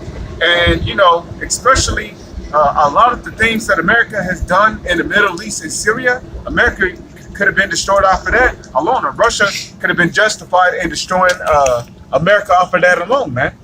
Okay? But the only reason why America is still here because the elect still has to be sealed. Yeah, I got a quick one. This is Jeremiah chapter 51, verse 22. It says, a sound of battle is in the land and of great destruction. I was holding that too. Oh, that's a spirit. Okay. A sound of battle is in the land. Okay. The sound of battle when you're on the war zone is what? Loud gunshots, loud explosions going off, people yelling, giving commands. You hear war jets flying through the sky. You know, just thousands of gunshots going off. You know, people yelling, screaming. You got it, bro. How is the hammer of the whole earth cut asunder and broken? How has Babylon become a desolation among the nations? Yeah, how has Babylon become a desolation? And that's going to be achieved through the nuclear destruction. Because during World War III, okay, you know, Russia's going to say, you know, forget this. They're going to press that button, man. And guess what? Those intercontinental ballistic missiles, which Russia have, they're going to shoot off on America. But Russia's not the only country that's going to shoot nukes on America, as well as other missiles. But these other countries which hate America, as well as NATO, they're going to shoot missiles on America too. And America's going to be wiped out in the nuclear destruction. That's how America's going to be a desert. They just had a news, something on the news saying that South and North Korea was about to squash their thing. And then come So together. they're going to turn on the whore. Yeah. Like the scriptures say. Obadiah 1:7. Yeah, and getting into the hammer of the earth. That's what America is, man. America is the hammer of the earth. They rule the earth with an iron fist. If you go against the American way or so-called democracy, or really the petrodollar or whatever, they go in your country and they bomb the shit out of you, man. You know? And the whole world is waking up to that fucking wickedness, man. The whole world is coming against America right now. You had, what was it, over there in Greece, you had people burning American flags over this bombing in Syria last weekend. You know? Bring that out too. It's the book of Obadiah, chapter 1, verse 3. It says, the pride of thy heart have deceived thee, O that dwellest in the clefts of the rocks. Yeah, America is the most proud kingdom on the planet, especially patriotic American practice, okay? Y'all think that nobody can touch America. Y'all think that America's military is invincible. They can't be stopped. Well, hey, man, these other countries are going to show you, man. Okay? They're going to show you how weak America has become over the years. Whose habitation is high, that saith in his heart, who shall bring me down to the ground? Yeah, whose habitation is high, man. Okay, America has been exalted above all the other countries, man. And that's why the U.S. dollar was the hegemony over the entire planet. Okay, every country had to obey under the U.S. dollar. Otherwise, America would do something that would ruin their financial system and bring their economic system to ruin. Well, hey, that's what this whole war in Syria is about. Saudi Arabia wants to build a pipeline through Syria up into Europe and trade trillions of dollars with the oil and gas to Europe because Russia has monopoly on that market right now. And they said, oh, okay, America, if you help us build this pipeline through Syria using your military, we'll trade that oil in dollars. You know? It say, though thou exalt thyself as the eagle. Yeah, it's the eagle. What is the eagle? Is the highest flying bird, man. Okay? The eagle flies above all the other birds. Okay, so like I said, America is that country, you know, Babylon the Great, that has been exalted above all the other countries of the world. And that show you what he just said, Russia, all the countries in Europe get their oil from Russia. So how you don't think they gonna turn? That's who they you need oil to fight a war. Yeah. You can't fight a war without oil, so they use get all gas their to oil heat from their Russia. boats. And that also is the symbol of America, the eagle. It was a symbol of the ancient Roman Empire too. And this is the ancient Roman Empire coming back into power. Eagle-faced Trump. And the eagle is also a sign of strength. You know, like when it describes the angels in Ezekiel, the first chapter, it uses the face of an eagle because it was symbolic for their strength. It say, "Don't thou exalt thyself as an eagle, and don't thou set thy nest among the stars. Hence will I bring thee down, saith Yahweh." Yeah, the nest among the stars is talking about the satellites. It's not talking about an actual nest. Like you got an eagle, like just gathering sticks and wood and shit and then going up in the outer space and building nests. No, it's talking about the satellites, man. Space stations. Because America's been launching satellites up in the outer space. Well, not outer space, but up into the ozone layer of the earth, man. Okay, and they've been up there ever since then, seeing what's going on around the globe. You got it. If thieves came to thee, if robbers by night, how art thou cut off? Would they not have stolen till they had enough? Yeah, would they have not stolen until they had enough? Okay, but when you read Habakkuk 2:5, it tells you that he is his death and cannot be satisfied.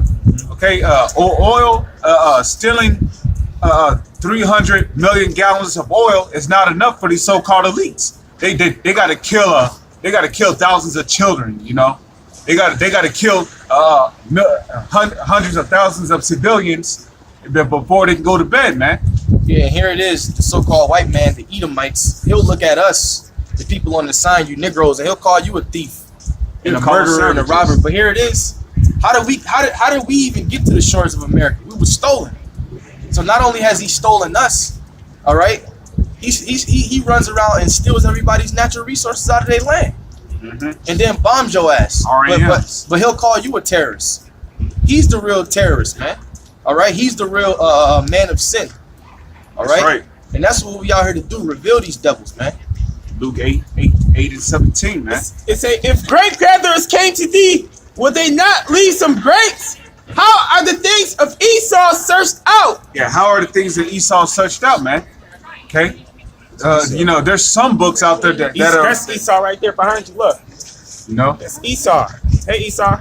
Yeah, there's some books. Those are Edomites. Those Edomites. Esau is the so-called white man. That's their true nationality. Just like you see you and say you a so-called black man, but you're an Israelite, man. Right. Yeah, there's no such thing as a black person. Yes, you see the color of his coat? That's black right there. Your hat is black. You're not the same color as his coat or your hat. You're brown. We're different shades of brown. Just like they not white, they're red. Just like they not white, they're red. Yeah. Yeah, when you look at them, they red. We're in the same black. But they'll call the Native American man the red man. No, he's a shade of brown. And those are our brothers. Go ahead, brother. It say, how are the things that Esau searched out? How are the hidden things sought up? All the men of thy confederacy. Read that part again. How are the things of Esau searched out? Right, through the scriptures. That's how we searched them out, through the holy scriptures. And that's how we revealed, and that's how we understand that they are the biblical Edomites, through the holy scriptures. Go ahead. How are his hidden things sought up? All the men of thy confederacy have brought thee even to the border. Yeah, all the men of thy confederacy. Okay, when you look up that word confederacy, it means what? It means allied, to be allied with. And a lot of America's allies are turning on America. Why? Because they're beginning to see America for the demon that it is, man. You know, America goes around pretending to be your friend for a certain period of time. Okay, but if you don't do what America say, okay, which America tries to enforce or veto their democracy upon you, upon your country, and if you don't want to abide or get with that democracy, then they'll do something to the dollar in your land that corrupts your financial system. Then your economic system gets brought to ruin, man. You know, because that's how they work. So these countries are seeing America for the demon that it is, and they're beginning to turn to Russia for help because they're beginning to see Russia as the new hegemony over the whole planet, man. Okay, the Mossad is building up Russia to combat America on all levels, financially, economically, okay, stock market wise. You know, while Russia's coming together, America's being dispersed and separated. You got some? I got some. Go ahead, bring your. Yeah, I got a couple of them. 2 Thessalonians 2 and 3. Let no man deceive you by any means, for that day shall not come, except there come a falling away first. Yeah, let no man deceive you, because you got false teachers out there, false Israelite groups, false pastors and preachers going around telling you that everything is okay and you got to prosper and make it in this society. So they're deceiving you because they're not telling you that America's destruction is underway. You got it, bro. And that man of sin be revealed, the son of perdition. The man of sin, the son of perdition, is talking about Esau. Okay, the Esau, the Edomites, is talking about these so-called white people. Okay, they are the sons of perdition. Okay, when the wicked, which are the Edomites, come into power, there's nothing but destruction, man. Okay, nothing but destruction, chaos, mourning. Okay, misery, woe. Okay, so Esau is that son of perdition. You got it. Who opposeth and exalteth himself above all that is called God, or that is worshipped, so that he, as the Most High, sitteth in the temple of God, showing himself that he is God. Yeah, and how have you done that, man? That goddamn picture of Cesare Borgia. Okay, putting that cracker inside these different churches where Jake go to, and Jake go in there and believe that's how the true Lord and Savior looked, man. So Esau, he put himself in the temple as if he was the Most High, man. And there's a punishment for that, okay? And you know, one thing you Edomites fail to see is that there's a consequence behind everything. And y'all think that y'all going to get away with whatever wickedness or bad thing you do, but you're not going to get away with it. You're going to be destroyed, okay? And then, starting with your so-called elites, they're going to go into slavery. Remember ye not that when I was yet with you, I told you these things? And now ye know what withholdeth, that he might be revealed in his time. Or in that time of Esau being revealed as the devil, man. You know, the whole world is starting to see it. For the mystery of iniquity doth already work. Only he who now letteth will let until he be taken out of the way. Yeah, the Most High is letting y'all rule for a certain amount of time until he's fed up with you, and then he sent his son back. Quick go with what you said, because you said he won't be revealed in this time. Jeremiah 49, verse 10. But I have made Esau bare, I have uncovered his secret places, and he shall not be able to hide himself. And that's what these devils was doing, man. They've been hiding themselves under different names over different periods of time. You know, they called themselves Greeks. They weren't the original Greeks. They called themselves Romans. You know, they weren't the original Romans. They called themselves Egyptians. Yeah, because it's a spirit. Because I was watching Alexander the other day, and I caught the end of it. And when he was about to die, they was fighting over his corpse. They was fighting over his body. They was like, you know, they was trying to get him to spit it out. Like, who's next to reign?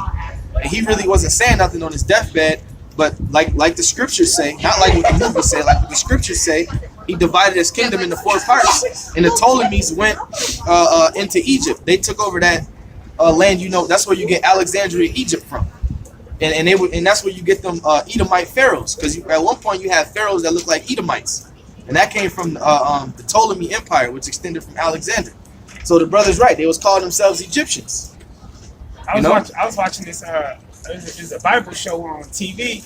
It was kind of old, but they had the Israelites and the Egyptians as white. It was crazy. Yeah. So and that's the most important thing. He called himself the Israelites. Yeah. He called himself the Jews. You know, so he's calling himself everything but what he really is, but an Edomite. And as touching the Romans and the Greeks, you Edomites, you Edomites, y'all weren't the original Greeks and Romans, okay? The original Greeks and Romans were Japhetic people, okay? Japhites used to rule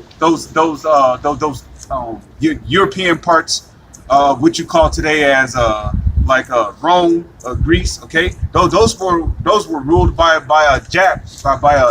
Japhites. But what y'all do? Y'all went in there, y'all killed them off, and then y'all took on their nationalities and started calling yourselves by their nationalities. Just like today, okay? You in our land calling yourselves Israelites, but you're not the real Israelites. We are, okay? So there's nothing new under the sun. Like the brother read, he's being revealed in this time. Now is the time. That's the right. Scriptures say he shall not be able to hide himself. All right? Get back into it. Go back. 2 Thessalonians 2:8. And then shall that wicked be revealed, whom the Lord shall consume with the spirit of his mouth, and shall destroy with the brightness of his coming. That's the prophets. The spirit of his mouth, that's the prophets. Because the scriptures say in Luke 1:70, as he spake, talking about the Most High, as he spake by the mouth of his holy prophets since the world began. So the spirit of his mouthpiece is the prophets, the men of the Lord. Because if it wasn't for the men of the Lord coming out here saying that Esau, the so-called white man, is the Edomites, you would never know. You would just think that he's a white person. You know, you wouldn't know that he's a real Edomite. It's important to know that he's a biblical Edomite, because when you read the scriptures, it says that Esau is the end of the world. You know, and Jacob is the beginning of it that followed. So when we hear about the end of the world, that's the beginning of our kingdom. You know, when an average Jake think about the end of the world, they think about the world blowing up in space and everybody gonna die. Yeah.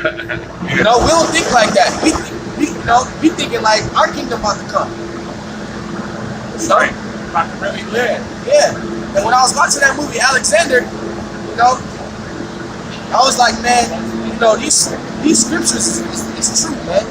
But that devil, the narrator, he said it out his own mouth. And he divided his kingdom into 4 parts. And that's in the scriptures, man. So this book is real. Alright? This book is the book of life. It's real, man. And the majority of these people out here, you Israelites, you don't want to accept the word, the Most High gonna destroy you. Alright? Because you in La La Land, man. Go ahead, brother. We got one more verse in this. Even him whose coming is after the working of Satan, with all power and signs and lying wonders. Yeah, with all power, signs, and lying wonders. The biggest lying wonder is who? Cesare Borgia, who they deemed as who the world calls Jesus. You know, and they deceived the whole world into getting everybody to believe that Cesare was that Lord and Savior. Good. How are you? Okay. Thank you. I got something, brother. Yeah. This is back in Jeremiah. You had something else? Back in Jeremiah 50:25, the Lord, Salakia 24, I have laid a snare for thee, and thou art also taken, O Babylon, and thou was not aware. Thou art found and also caught, because thou hast striven against the Lord. The Lord have opened his armory. Yeah. How have Esau striven against the Lord, man? By coming up against his men. Okay? Because yeah, there's all kind of ways that Esau is coming up against the Lord's elect. Okay, so taking down the videos on YouTube. Okay, reducing the view counts. You know, shutting down brothers' channels. You know, having agents come up here trying to demonize us.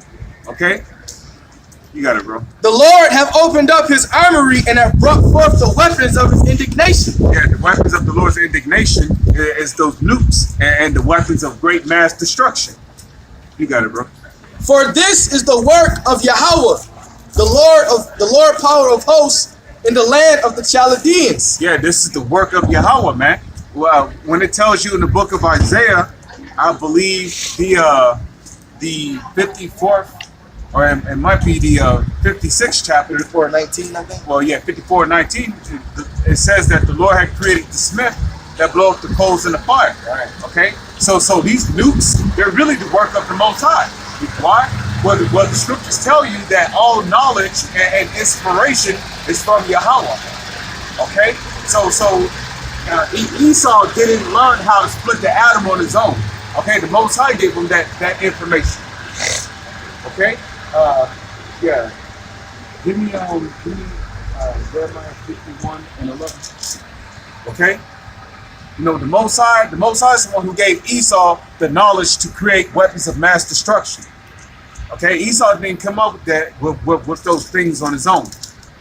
Okay? And guess what? The Most High gave him that knowledge to create those weapons of mass destruction for the whole purpose of Esau bringing destruction upon themselves and bringing their own selves to ruin. Okay? Hey, when the Most High have something happen upon the planet, okay, he has it planned way ahead of time, man. You know, scriptures speak about the understanding of the Most High being far beyond the understanding of everyone else in existence. Okay. Yeah, bro. Jeremiah 51 and 11. Make bright the arrows, gird the shields. Yeah, make bright the arrows. The arrows is talking about the missiles. Like if you ever see a missile flying through the sky at night, it looks like a fireball, man. Okay? You got it, bro. The Lord hath raised up the spirit of the kings of the Medes. The king of the Medes is talking about the Russians. The Most High is raising them up for the sole purpose of coming up against America. You got it, bro. Well, hey, the king of the Medes right now is Putin. Yep. Who has been re-elected, by the way, and Putin hates America.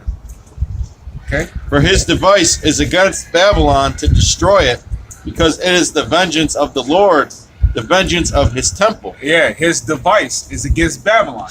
The device is talking about what? Nuclear missiles like Satan II, which can destroy a country the size of Texas. Okay, it's talking about all these other different intercontinental ballistic missiles and nukes that Russia has. Okay, nuclear submarines, nuclear bombers. You got it, man. Set up the standard upon the walls of Babylon. Make the watch strong. Set up the watchmen.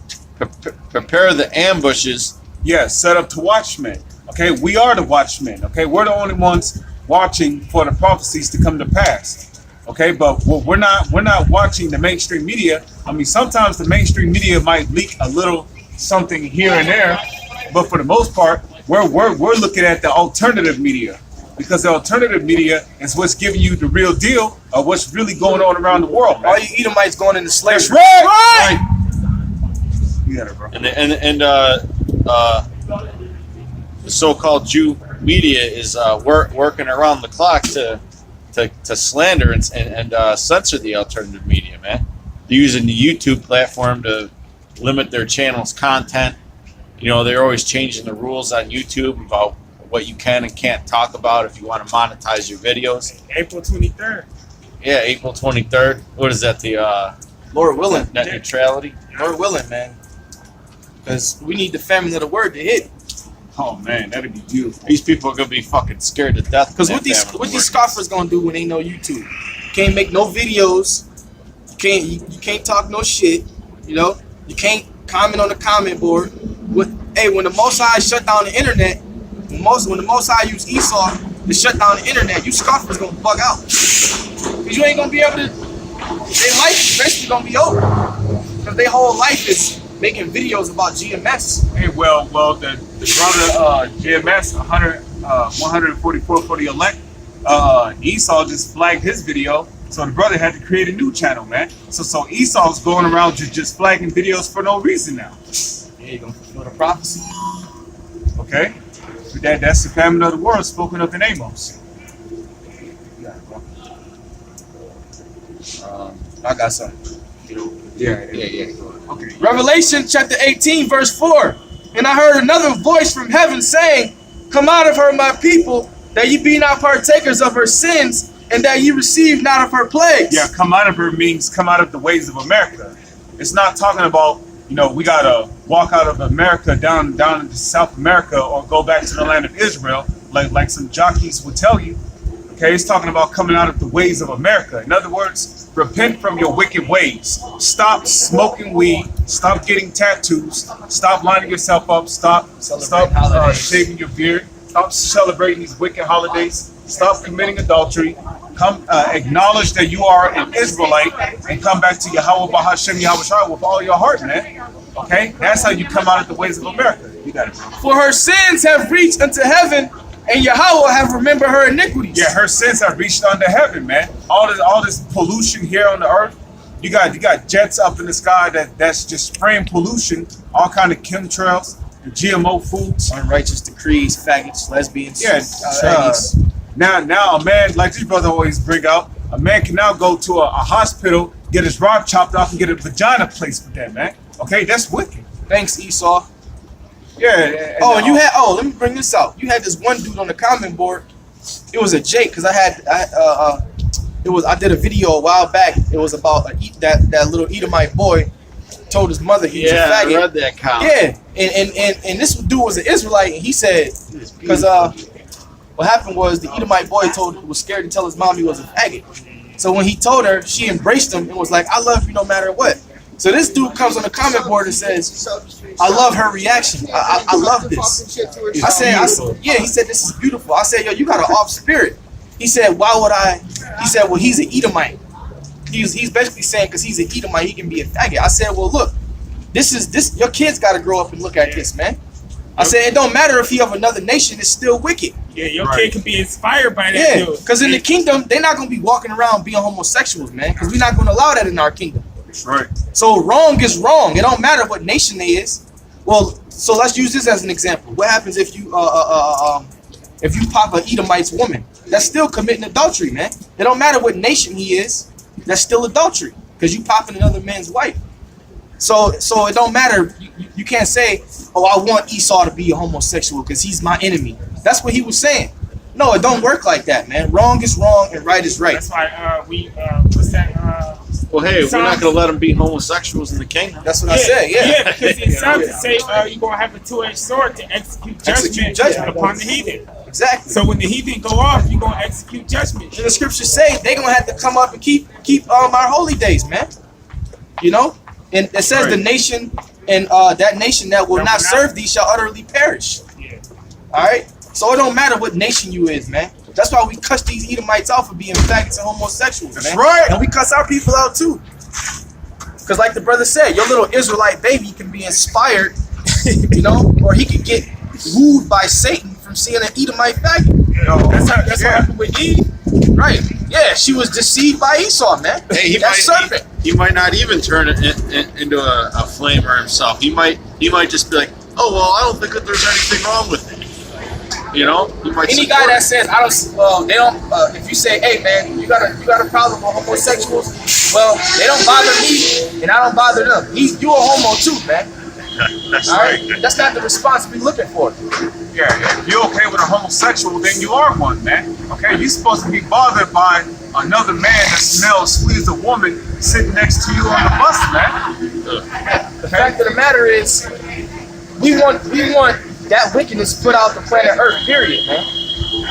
All right? It has to be put out the planet Earth. That's why when we get in our rulership, that's not going to exist. Well, hey, we seek those that are like-minded with us, man. We, you know, fuck you guys, man. It says, straddling the fence. Back in Revelation chapter 18, verse 6, reward her even as she hath rewarded you, and double unto her, double according to her works. In the cup which she hath filled into her double. How much she hath glorified her, how much she hath glorified herself and lived deliciously, so much torment and sorrow give her. Yeah, how much America have glorified herself. Because America glorifies itself in its wickedness, okay? And you see it on a daily basis. You know, you got women walking up and down the street all proud, okay? Homosexuals, lesbians, all proud. Okay, U.S. government proud of knowing how to gene splice, crossbreed animals and all this other bullshit. You know, America is all based off of pride, man. Okay, so America's gonna be destroyed. You got it, bro.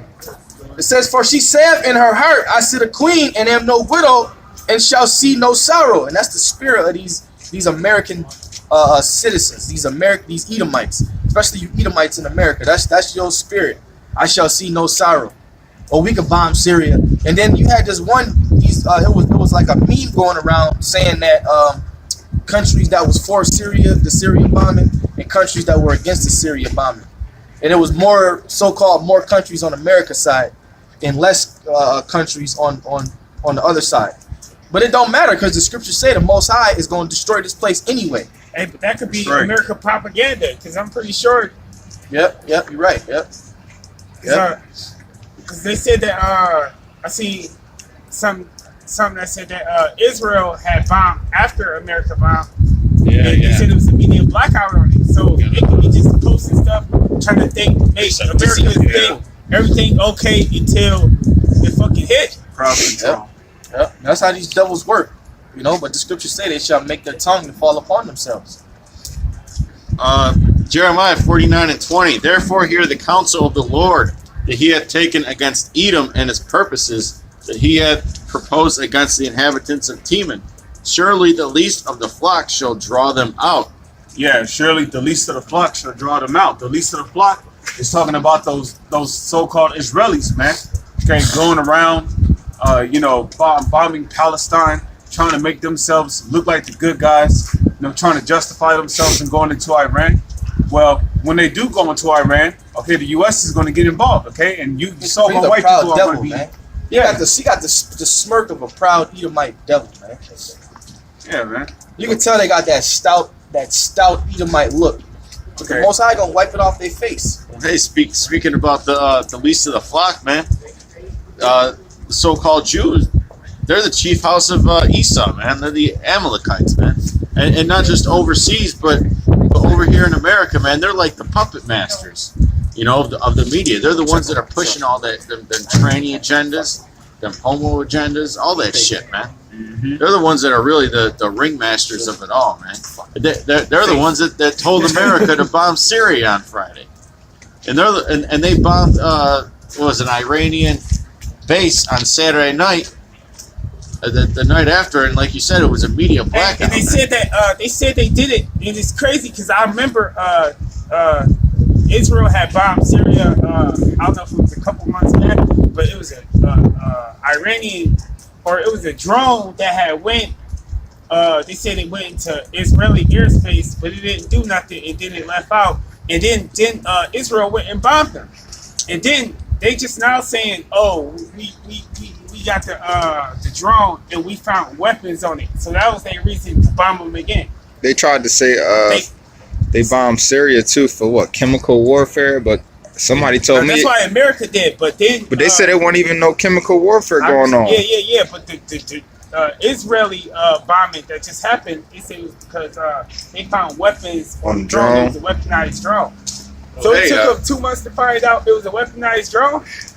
Fucking, it was on the alternative news media the other day that Putin called up Netanyahu after they bombed the Iranian base in Syria, and he was, trying to come up with some kind of solution, like, this keeps going on, the whole world's going to go into quote-unquote global chaos. And Netanyahu was like, he was pretty much saying, we'll do whatever the hell we want. That's the pride of that damn devil. The least of the flock shall draw them out, man. The basest of men is always stirring the pot.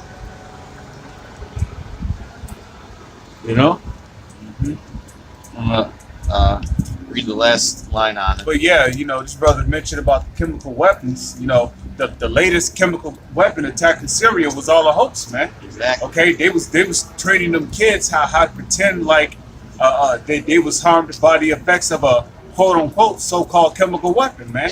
But there was no chemical weapons that went off in Syria. Okay, them little kids and those grown ass crisis actors was only pretending like. They were hit by a chemical weapon attack. Well, hey, there was some experts that are experts in film and cinematography, and they were analyzing the video, and they said that they're looking at like the computer code on it, and they're saying that video was like 2 years old, man. Yeah, that shit didn't happen last week. Yeah, I mean, who knows how true that is or not, but I believe it. Yeah. Hey, that's the devil. That's the devil for you, man. That's right. That's the least of the flock, the so-called Jew, man, manipulating every damn thing. He's got his fucking grubby hands and everything. He's putting estrogens in the water, doing all kinds of shit, man. That's right. Feminizing the males. He's really the ringleader, man, because that's who runs everything. It's the Rothschilds, and the Rothschilds are the so-called Jews, man. Continuing on, surely he shall make their habitations desolate with them. Right. Yeah, surely he shall make their habitation desolate with them. Because America's not the only country that's going to be wiped out by nuclear destruction. The so-called Israelis in the land of Israel, they're going to get bombed with nukes too, man. That's why the Most High is raising up Iran. The Most High is going to use Iran to drop nukes on those gutter rats in the land of Israel. That's right. Okay?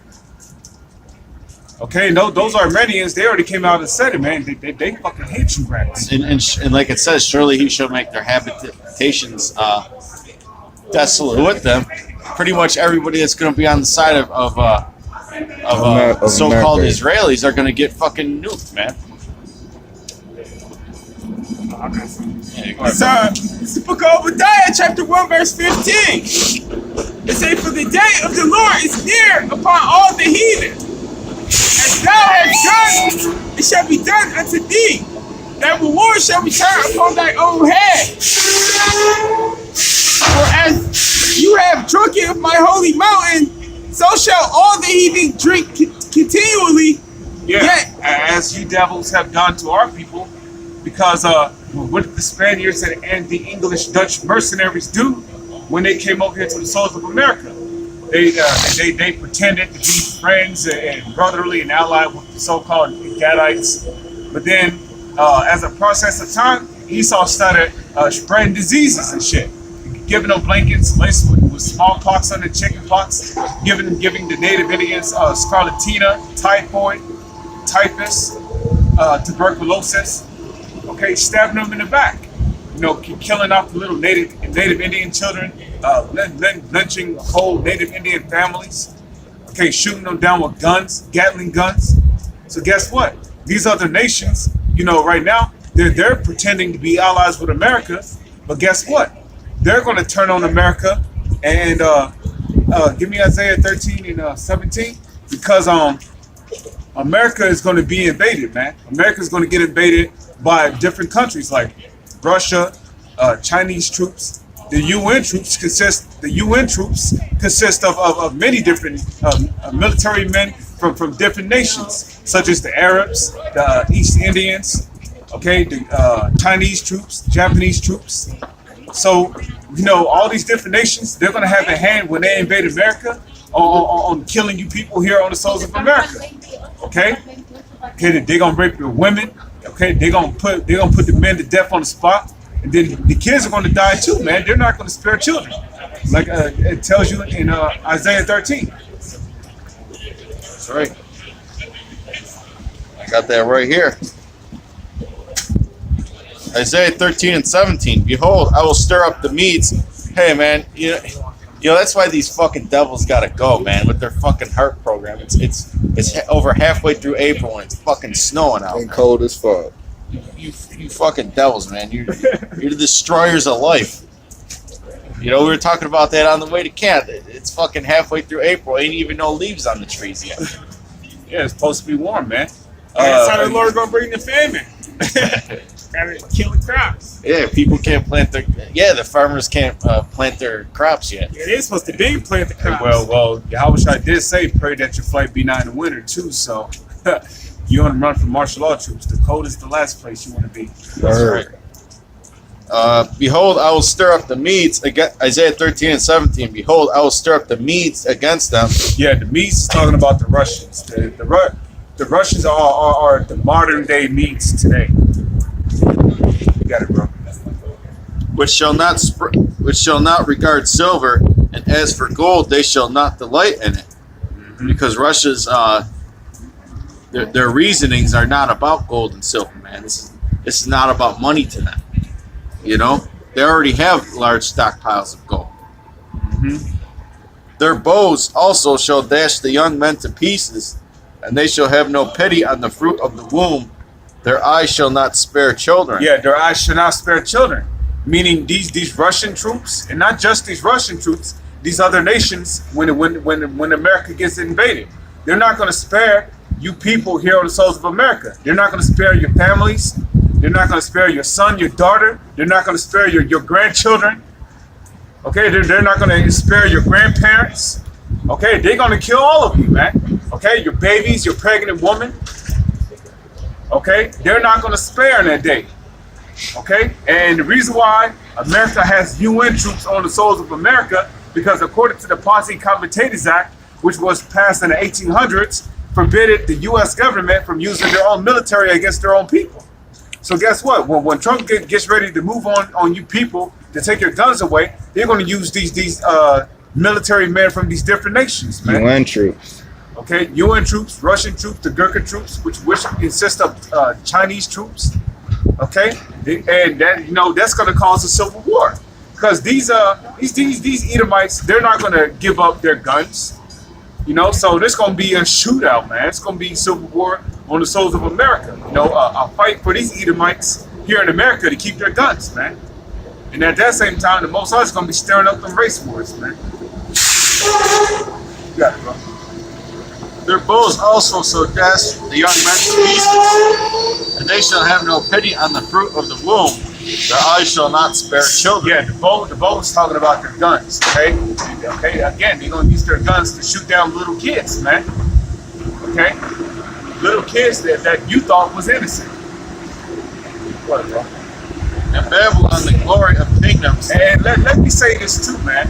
Because America goes around bombing little kids every day over there in the Middle East, man. So it's going to be nothing for these foreign troops to kill American children over here on the soils of America. Okay? You got it, bro. And Babylon, the glory of kingdoms, the beauty of the Chaldees' excellency, shall be as when the Most High overthrew Sodom and Gomorrah. Yeah, how did the Most High destroy Sodom and Gomorrah? By fire and brimstone. So the fire and brimstone is going to come in the form of what? The missiles, the nuclear missiles, and other high devastating missiles, which are going to hit America. Because America is modern day Sodom and Gomorrah. Okay? Okay,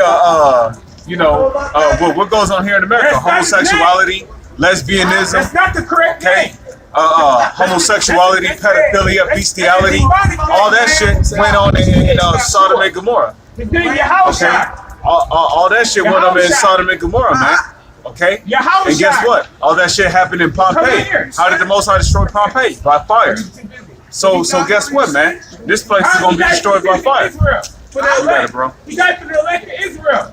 And Babylon, the glory of kingdoms, come over here then. the beauty of the Chaldees' excellency,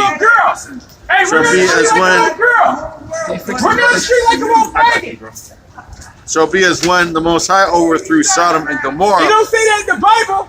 It shall never be inhabited, neither shall it be dwelt in from generation to generation. So after America's destruction, it's not going to be dwelt in from generation to generation. Okay? When you look at Sodom and Gomorrah, that place is not being dwelt in even to this very day, man. And that place was destroyed thousands of years ago. And still radiation coming from that motherfucker. And there's still radiation coming from that thousands place, of years ago. To this day. To this day, man. So it's going to be the same thing with America, man. Once America is destroyed, it's not going to be dwelt in. It's never going to be dwelt in anymore. Okay? You got it, bro. Neither shall the Arabian pitch tent there, neither shall the shepherds make their fold there. That's right. And that also proves that Babylon is America, man. Because you don't hear about Arabs setting up shops over there in the Vatican City. Okay, you hear about Arabs setting up shop here in America. You got it, bro. But wild beasts of the desert shall lie there, and their houses shall be full of doleful creatures, and owls shall dwell there, and satyrs shall dance there. And the wild beasts of the islands shall cry in their desolate houses, and dragons in their pleasant places. And her time is near to come, and her days shall not be prolonged. So America's going to be one desert heat for desert-like wildlife creatures. It says her time is near to come. And it shall not be prolonged. And her days shall not be prolonged. So you Edomites that say, America's never going to be taken down. We got the greatest military. Well, that's not what the Most High said. The Most High said that Babylon's days shall not be prolonged. Well, hey, your little tomahawk cruise missiles that got shot on Syria, a lot of those got shot down, man. Yeah, them got shot down. Like, what was it, 71 out of 100 got shot down?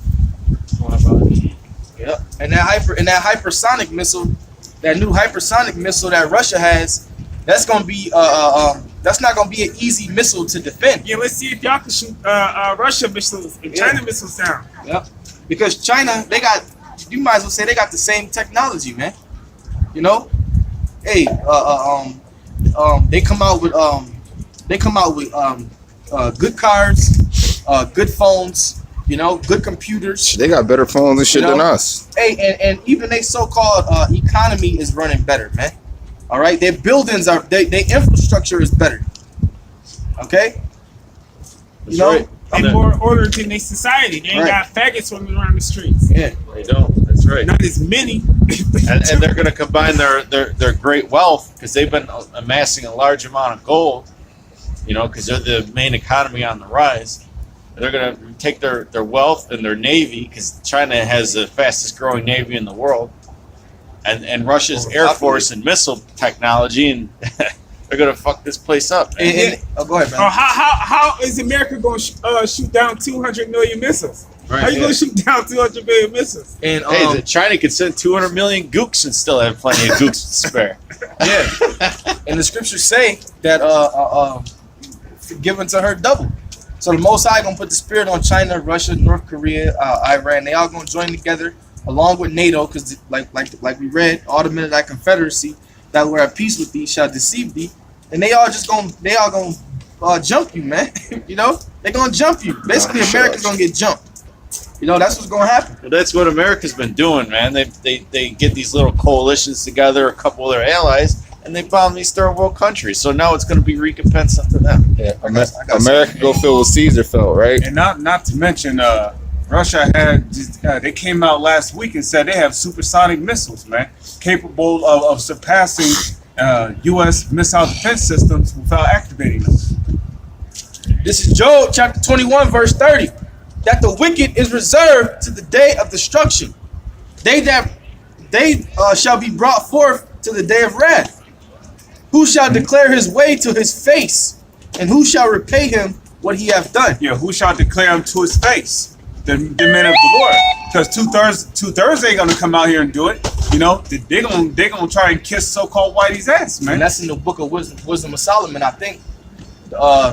We shall basically the righteous shall stand. Somebody get that real quick. I got it. The righteous shall stand in great boldness. Yeah, we shall stand in the faces of those that afflicted us. All right. Hey, is there an article in the group chat? Rashard said, can you bring out an article that's in the group chat? We record it. Okay. Somebody else got to do it. Wisdom of Solomon. It's an article in the group chat. Let me read that again. This is Job 21 and 30.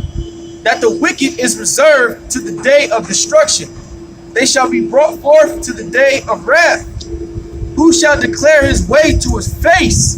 And who shall repay him what he hath done? Yeah, declare his way to his face. Who shall declare what these Edomites have done to us in the past, man?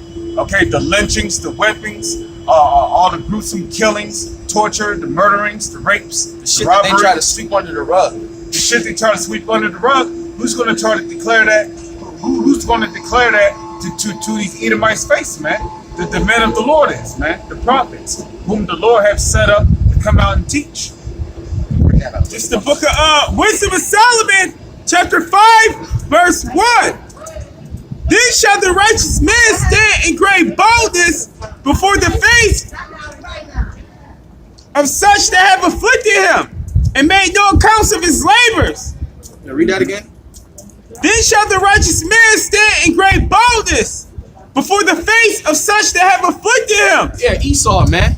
You know, hey, because we wouldn't be able to do this in the 1940s or the 1950s. You know, because Esau will lynch your ass, right? 1960s. Spray water hoses, dogs slept on them and shit. So the Most High, the men of the Lord, standing up in these last days, cursing Esau out to his face, because he's the one that afflicted us. This is a sign of his downfall. Hey, even in 2018, because it's black people getting shot down in the streets for resisting and all that, and we stand up here and they just walk past. That's because the Lord got a hedge around us. Because it's niggas getting shot and beat up by the police and all types of shit. Yeah, remember that stop and frisk thing in New York City? That's still going on. That was all aimed. That's all aimed towards Negroes and Latinos, because that's all you really got in the city is Negroes and Latinos.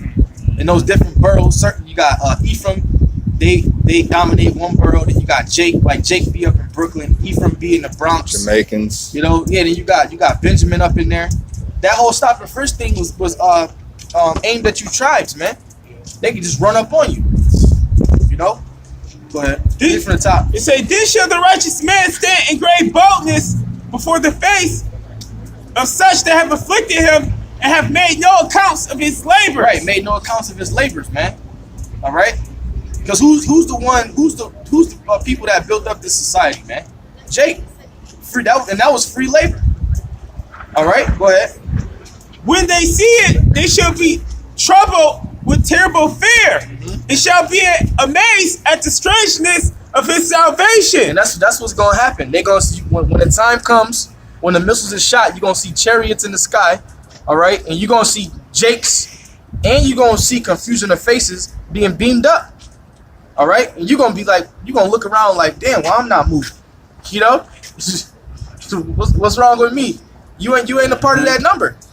You're going to be amazed at the strangeness of our salvation, Lord willing, we're those men. Go ahead. "So far beyond all that they look for, and they repenting and groaning for anguish of spirit shall say within themselves, this was he whom we had sometimes in derision, in the proverb of reproach." Yeah, meaning the one, because they talk shit about us, you know?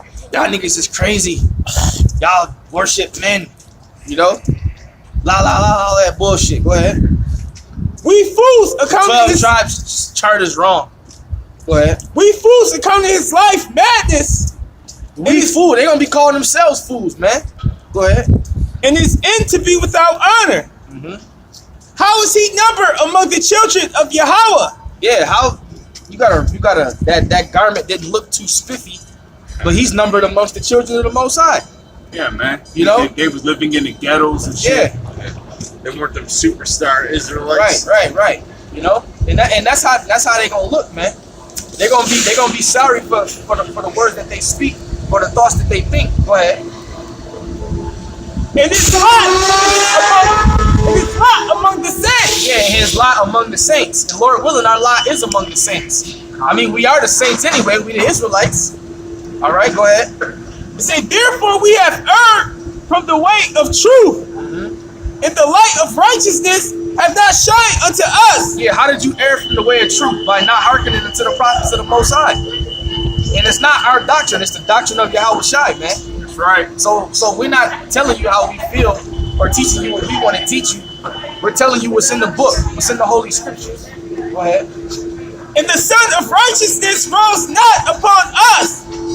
We wearied ourselves in the way of wickedness and destruction. Yea, we have gone through deserts where there lay no way, but as the way of the Lord, we have not known it." Right, because that's the thing. These people don't know the ways of the Most High. All right, that's why when they see the prophets, they look and they keep it moving, because they're not really into fearing the Most High and seeking the Lord. Yeah, they're not into that. They into serving themselves. You know, go ahead. It say, "What have pride profited us? Or what good have riches with our vaunting brought us?" Yeah, I got a job in a bankroll. That's what that nigga gonna say in that day. Yeah. What can my bankroll do for me? You know? And then you had that fat fuck who wants to flee into the mountains and get eaten by fucking coyotes. Don't get eaten by a bear, man. Even Esau with all his gold and all the stuff he stole, it's not gonna profit him. Yeah. These billionaires, what you gonna do in that day, man? You ain't gonna be able to do nothing. You know? What you gonna buy a seat to a bunker? We still gonna come search you out. Yeah, he said he gonna come get you. Karma. Get that in Amos 9. Get that real quick. So it's gonna be no escaping, man. Even with the billionaires, they leaving all that bullshit behind to get to the hurry and get to them bunkers. They leaving their mansions, their cars, their money, their jewelry. believe in all that shit. Yep. Hey, they're building their own airports and shit in fucking, what is it, New Zealand? And it's all gonna be burnt to a crisp, because the scriptures say, "Seeing that all these things shall be dissolved, what manner of persons ought ye to be?" I think it's Amos 9. What was it? It's the book of Amos, chapter 9, verse 2. Though they dig into hell, then shall my hand take them. That's talking about your underground bunkers. All right. It's not talking about a actual place called hell. It's talking about the bunkers that they got under the ground. These underground cities that stretch for miles, man. Go ahead. Though they climb up to heaven, thence will I bring them down. Your space stations, all right. Your bunkers out in the outer atmosphere. Go ahead. It says, and though they hide themselves in the top of Carmel, I will search and take them out thence. Your mountain retreats, because you got Esau. They built these different mountain bunker retreats out there in the Midwest, where all the mountains is at. They got them mountain bunker retreats. All right. Yeah, they got them all over, man. You know. They got underground cities in the middle of fucking nowhere. Yeah. Great Plains. Go ahead, brother. And though they be hid from my sight in the bottom of the sea. You even got bunkers down there in the sea, man. Hey, when you go over there to Dubai, they got underwater hotels, man. So you know Esau got the Most High gave him the power to go under the waters. Now he can't go all the way down to the depths of the sea, because the Most High said, if you can stretch out the heavens and go to the depths of the sea, I'll do away with Israel. So they can't go all the way down there, but they do got the power to go to a certain extent. But see, Esau knows that if he tries to go down too deep, the pressure from the water will kill him, man. Yeah. You know, just like with the submarines. If a submarine goes too deep down, the pressure from the water will crush that submarine like a can. Yep. You know, it should have caved in. And it's crazy that scripture you talking about where it say if they go to the sea, it say go to the heavens. And it say as long as the sun come up and the moon come up, Israel's here. Yeah, yeah. So Esau done for it, man. And plus, once the sun keep coming up, we all right. And the Most High got Leviathan down there, man. See, Leviathan ain't swimming with the sharks, man. He's down there, you know. Deep the fuck down scriptures say there. that he play up with the ships, man. You know, get those deep waves and shit, man. Hey, that's spiritual, man. You know, he ain't swimming with the great whites and the whales, man. He's down deeper than that. Far deeper. You know, go ahead, brother. The Leviathan lives in the parts of the oceans where it's pitch black at. Yeah, You Esau can't ain't see going shit down there, man. Nah, he's not going down there. No. It says, and though they be hid from my sight in the bottom of the sea, thence will I command the serpent, and he shall bite them. Yeah. So no matter where you go, mountain retreats, underground bunkers, underwater bunkers, outer space bunkers, it don't matter. All right, the Most High is going to search you out and seek you, even if you make it to Mars. Yeah, even if you keep lying and say you went past the Van Allen belt. All right, it don't matter, man. Most High gonna get you Edomites. All right, in that day, you know what's a modern day Roman centurion? What's he gonna do? He gonna drop the badge, drop the gun, and go try to protect his family, man. Nah, he go drop the badge. He probably most likely go keep the gun. Yeah, you're right. He might faint for fear. Yeah, it only holds so many rounds though, man. So when it run out, I don't know what he gonna do. You know? Yeah. We got a couple more. Go ahead, bring it out. Matter of fact, I got something. This is back in Job.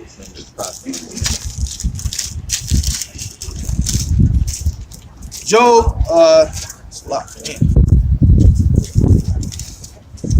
Job chapter 20, verse 4. Knowest thou not this of old, since man was placed upon the earth, that the triumphing of the wicked is short, and the joy of the hypocrite but for a moment? Yeah, the triumphing of the wicked is short. You know, meaning these Edomites, they have a short time to rule. If you can, or somebody give you Revelation 12 and 12.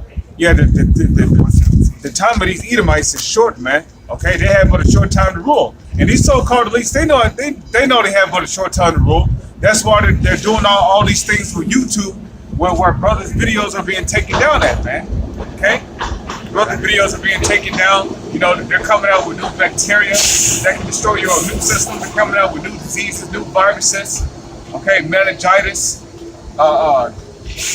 tuberculosis, the new version of the flu. You know, Esau's there's a new thing now. What they're putting in the food. I forgot the name of it, but it started with a C, man. Okay, it's not carcinogen. It's something else, but I can't remember it offhand. This is Revelation chapter 12, verse 12. Therefore rejoice. Matter of fact, I'm gonna start at 10. And I heard a loud voice saying in heaven, now is salvation come. Yeah, now Salakia. And I heard a loud voice saying in heaven, now is salvation, now is come salvation and strength and kingdom and the kingdom of our Lord Yahweh by Shem Yahweh Shai. And the power of Yahweh Shai, for the accuser of our brethren is cast down, which accused them before our power day and night. That's right. And they overcame him by the blood of Yahweh Shai and by the word of their testimony. And they love not their lives unto the death. Yeah, the elect is not going to love their lives, man. Okay, the elect is going to hate their lives on the side. Okay, you got not living. You got niggas out there who love their lives. You know, they got the whole family man thing going. They got money put away for the kids. You know, they got them a decent bitch. But guess what, man? All that's going to be taken from you because the scriptures say, "Whosoever shall love his life shall lose it." Okay. But the elect is going to hate their lives unto death, man. You got it. It says, therefore rejoice ye heavens, and ye that dwell in them. Woe unto the inhabitants of the earth and of the sea. Yeah, woe to the inhabitants of the earth and of the sea, man. The word woe there means destruction.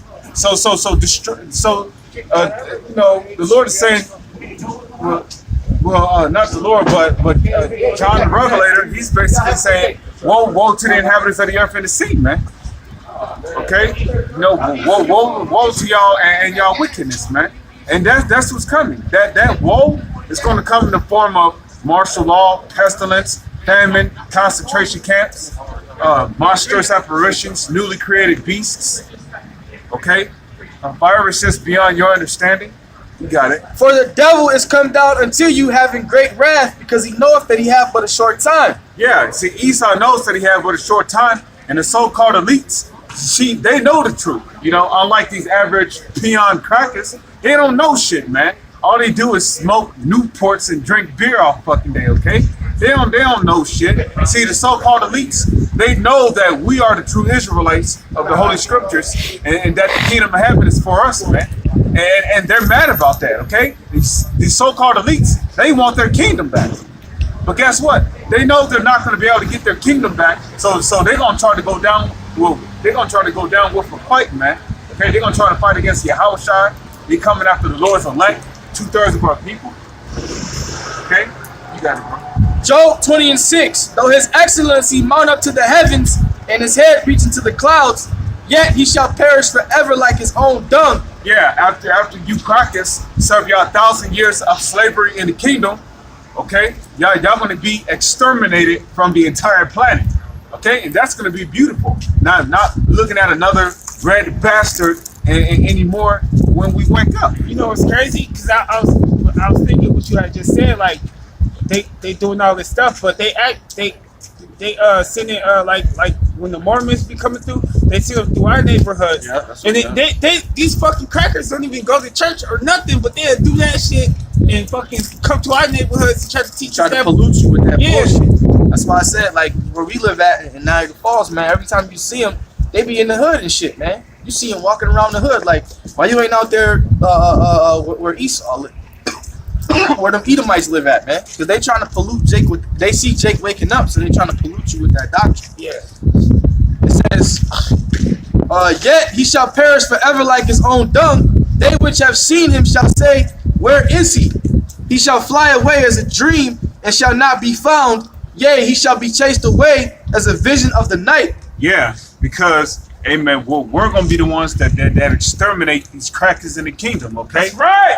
After their 1,000 years of slavery. And today, if they hear you say that today, they'll look back like, you're hateful, you know? But if this was the early 1900s, they'll be helping people lynch your ass, man. Really, they don't even say nothing. They put their fucking head down and walk past us most of the time. You got some Edomites though. They'll call us. We got hate and shit. But a lot of the times, it's our people that come up and talk shit when we talk about crackers. See, you Edomites, if this was the early 1900s, you'd be on the front of a postcard with your people, smiling.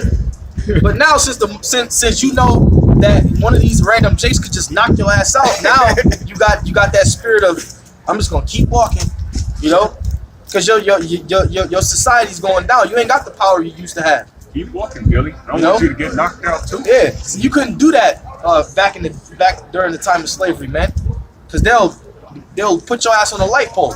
You know, it says the eye also which saw him shall see him no more, neither shall his place any more behold him.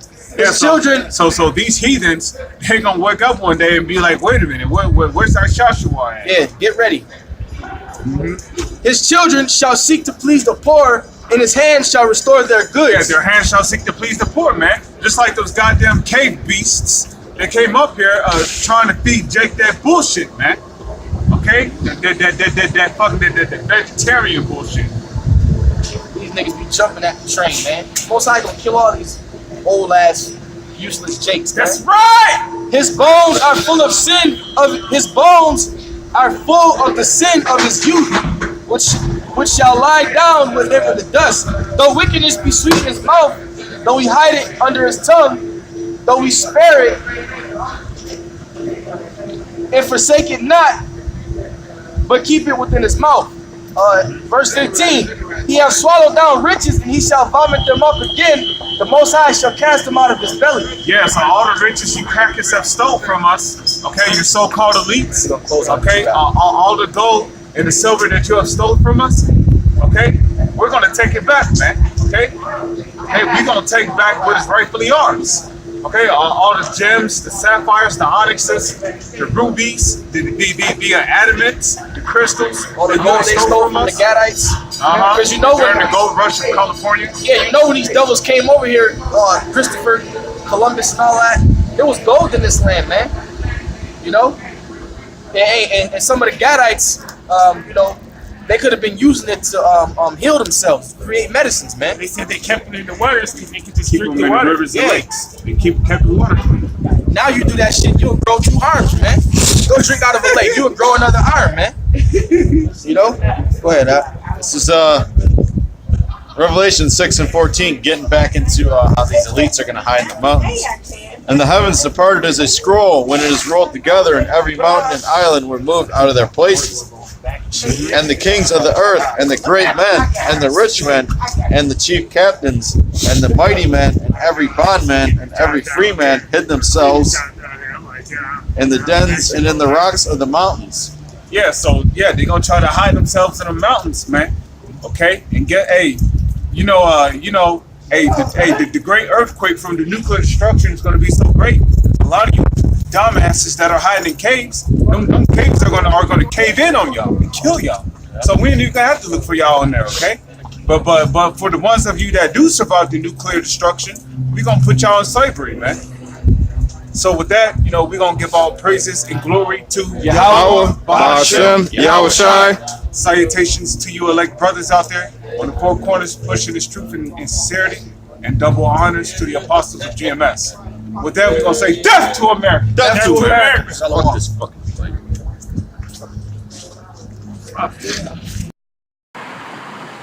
First and foremost, I'd like to give all praise to Yahweh Ba'Shem Yahshai, Ba'Shem Rakal Kadash. Double honors to the elders and apostles of Great Millstone who are teaching this truth and sincerity. And shout out to Yakim that's going out here on the 4 quarters of the earth, proclaim this truth, risking your lives to do so. And so we're just going to get right into this, because what's going on right now is, as you can see though, that World War III has been happening over a period of time, but certain jumps have made. You know, it was projected a long time ago that they would invade 7 countries, and you can see though that all 7 now, their final stop was Iran, Persia, you know, and so we know that Amalek, the least of their flock, Benjamin, not a Jew, is now provocating war against Iran by doing his bullshit fear-mongering, you know, that, oh no, Iran's got a nuclear weapon, so the false prophet, Stretch Christianity, is going to say, oh no, we got to support Israel and we got to do this, which we know that they're not the real Jews, because the real Jews are you so-called Negroes, which in particular Benjamin, Levi, and Judah, you know, the southern kingdom, are the real Jews. But you see, the so-called white man has lied about who we are, and has changed our images and put his up. I mean, we know this is all part of the false prophet, you know, part of, in Revelation, you know, that false prophet, which we know is Esau, the so-called white man, would deceive the whole world. You know, he would go out into the four quarters of the earth and deceive them, you know, and so he only has that short period of time. I mean, we're coming to the near the end of that, where we're now, Yahweh Ba'Shem Yahushai Ba'Shem Rakah Kadash is waking us up as to who we are, his hopeful elect, you know, so we can go out there and proclaim this truth, so that way the kingdom can come here on earth as it is in heaven, because heaven means kingdom, so therefore it will come here, you know, and that kingdom to come is when he gathers us up in a cloud. That cloud is referencing to the chariots, the main chariot known as the flying roll. And when he gathers us up from the four quarters of the earth, as the nuclear bombs go off. But we're going to be tested. Jacob's trouble is right around the corner, because you already know, we've been talking about the collapse of the system. And 3 weeks from now, those tariffs are going to hit. China has slapped bitch America with tariffs also. And so that's going to affect the prices of everything. You know, Kool-Aid that might have been 10 cents a packet, now they're charging 14 cents a packet. Okay, that's not much of an increase, but certain other Kool-Aids are 25 cents a packet, you know. Shit like that's going to change, you know, real soon, you know. Where, man, you just talk about eggs, you know. Eggs are already expensive enough, okay? But it'll get to the point that a dozen eggs might cost you $9 or $10. Gallon of milk might cost you $8 or $9. Look at the fucking price of cigarettes. I mean, fucking cigarettes used to be $2 a pack back when I used to smoke. Fucking $8 or $9 for a fucking pack of cigarettes? What the fuck, you know? But you see, that's a so-called white man for you. His system is collapsing, you know, and so driving the prices up. Not that I encourage people to smoke, you know, it's definitely something that you got to repent of, just like eating pork. You got to repent of that. You got to repent of eating all these other foods. But the devil, the so-called white man, tells you that it was okay to do all that. It was okay to break the laws, that the law's been done away with, you know. And so we know that this is not true. But that's what the beast, which is the infrastructure, the military-industrial complex, and the 10 horns out of that shall hate the whore, and we can see that happening. Because we know that Benjamin, not a Jew, the least of the flock, is telling the whore, Babylon the Great, to pull out of the Iran nuclear deal, you know, and so that in itself is going to cause the 10 horns to hate the whore. And we can see that happening as, you know, Benjamin, not a Jew, is drawing America into that war, you know, which is the whole reason for the bombings. But aside from all that, the real reason they want this is because they're going to try to save their petrodollar, because the petro-yuan is coming up. Eventually, the petro-yuan will be the #1 currency, making the petrodollar #2 currency. And so if it becomes #2, well, you know that everything over here is nothing more than paper money. You know, it's funny money, you know, because they haven't backed shit up at all, you know. It's not backed with anything. It's just borrowing, you know. It's lending, you know. If you want to get anything, you have to have what you call credit. It's a whole lending system. And this Ponzi scheme is about to come to its halt. That's why the push for war. But the war costs money, you know. And so even more part of the financial collapse, so another brother had already reported Subway to close 500 of their restaurants here, you know. I don't know if that's going to hit Reading or not, but we have 4 over here. But Subway is a pretty big place, but they're going to shut down 500. That's a lot, you know, when you look at the bigger scale, because look at the downsize of Sears Kmart, you know. And Toys R Us thought that they would be able to shut down businesses, but eventually it went out completely. It was gone, you know, but as these tariffs hit, and the more they spend on this war, the more places get shut down, because that's part of what makes up America, Babylon the Great, is its equities, its industries. So if they don't have that industry and they don't have those shippers anymore, because losing Sears, Kmart, Toys R Us is part of the bigger shipping thing, you know, what makes America known for its imports. Sorry if the wind is affecting this recording, but you know, I'm out here, you know, and it's a windy day here in Reading. But I'm going to read some scripture now. As you know that the things of Esau are being discovered, you know, that you know, he's being exposed by the elite. You know, everybody knows who the Illuminati is. That's no longer hidden information, no longer a secret. And so I'm going to read out of Obadiah in verse 6. How are the things of Esau searched out? How are his hidden things sought up? You know, he's being revealed on everything. You know, almost every time he tries to do a false flag, it's already reported that this is a false flag. All the men of thy confederacy have brought thee even to the border. The men that were at peace with thee have deceived thee and prevailed against thee, that they eat thy bread, have laid a wound under thee. There is none understanding in him. You know, it's talking about you Edomites, you know.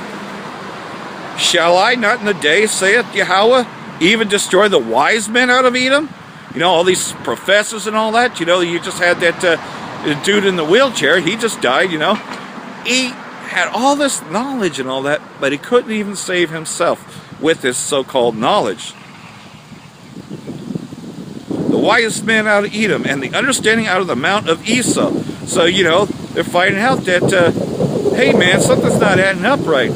Wait a minute, how can those be the real Jews of the Bible if they're pushing the mark of the beast, the RFID implant? A lot of leaders like Rick Wiles of True News, you know, which is a Christian radio show, is like, how can they be the Jews of the Bible if they're pushing the mark of the beast? Starting to question things. So, you know, it's coming out. And the mighty men, O Teman, shall be dismayed. To the end of every mount of Esau may be cut off by slaughter. You know, because of what they did to us. For thy violence against thy brother Jacob, shame shall cover thee, and thou shalt be cut off forever. You know, and that's when finally, you know, Esau's bloodline is cut off. We're going to cut him off at the very end. How we're going to do that? Quite simply put, you know, when he goes back into slavery, and he will this time, we're going to stop him from breeding. He's not going to be able to breed anymore, Edomites. After a while, he will no longer be able to breed, so he can't create. So his seed will be cut off, just like it says. And then, of course, the women will be our slaves, so they're going to rebirth Israelites, you know. So the Edomite race will no longer exist. It'll be total genocide, because that's what he tried to do to us. In that day thou stoodest on the other side, in the day that the strangers carried away captive his forces, and foreigners enter into his gates, and cast lots upon Jerusalem. Even thou wast as one of them, you know. And that's what they did when they put us in slavery and brought us over here to America, Babylon the Great. But thou shouldest not have looked on the day of thy brother, in the day that he became a stranger. Neither shouldest thou have rejoiced over the children of Judah in the day of their destruction. You know, and Esau's trying to hide this information, you know, trying to, you know, take out words like slavery. Like you had another sellout saying that they migrated over here. Now they're trying to say that we migrated over here. Oh man, we were brought here on them slave ships, just like the prophecy said that we would be.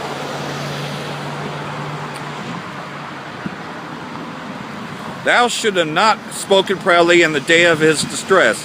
Thou shouldest not have entered into the gate of thy people in the day of their calamity. Yea, thou shouldest not have looked on their affliction in the day of their calamity, nor have laid hands on their substance in the day of their calamity. Neither shouldest thou have stood in the crossway to cut off those of his that did escape. Neither should thou have delivered those of his that did remain in the day of distress. Of course, because what happened? When Jerusalem was captured, we fled into the mountains of the Sahara deserts, you know, and we were hidden amongst the Hamites, but the Hamites had delivered us over to Esau, you know, and so, you know, they're going to get it too, you know. The day of Yahweh Bashem Yahushai is near. Upon all the heathen as thou hast done, it shall be done unto thee. Thy reward shall return upon thy head. For you have drunk upon my holy mountain, so you have, all the heathen have drunk continually. In other words, they have totally lived off of us, you know, totally thrived, became a success because of our slavery, you know. Everything that's so-called great about America is because we did the slave work. We built it up, but we never got to enjoy it. You go to work. That's not your business. You're not working for your own business. You know, like another brother said, you think they're really going to seriously give a loan to somebody from the hood? You know, of course not. You work for somebody else's business. You can't prosper here. But upon Mount Zion shall be deliverance. There shall be holiness, and the house of Jacob shall possess their possessions. So we're going to take it all back. You know, we're about to trade places, just like that movie, Trading Places. Esau is about to become the dung of the earth. It's worse now to be called an Edomite than it was to be called a nigger. The new nigger pretty much is the Edomites. And they're being exposed everywhere, you know. The Illuminati has been exposed. Used to be a secret. But now all their secrets are out there that they have no choice but to show you their secrets, you know. Like be Illuminati in the Taco Bell commercial, you know. They're now putting it out there. Why? Because they've been exposed. And they're going to eventually shut down this media. So use this platform. Come out here and teach. Do videos, you know, like Apostle Tar said, try to at least do 3 a week. But if you can do like 3 a day, do it. We ain't going to have this platform much longer. You know that net neutrality has been pretty much, it's a no-go anymore, so they can shut us down. And they have been shutting down channels. One of mine just got shut down more recently. You know, videos get taken down all the time. Brothers, you know, lessons, you know, are taken down. So, you know it's happening. Eventually, once that's gone, you ain't going to see us out here anymore. So grab this milk while you still can. Grab this food while you still can. So I hope this has been edifying to your hopeful elect, and Shalom Barakatah.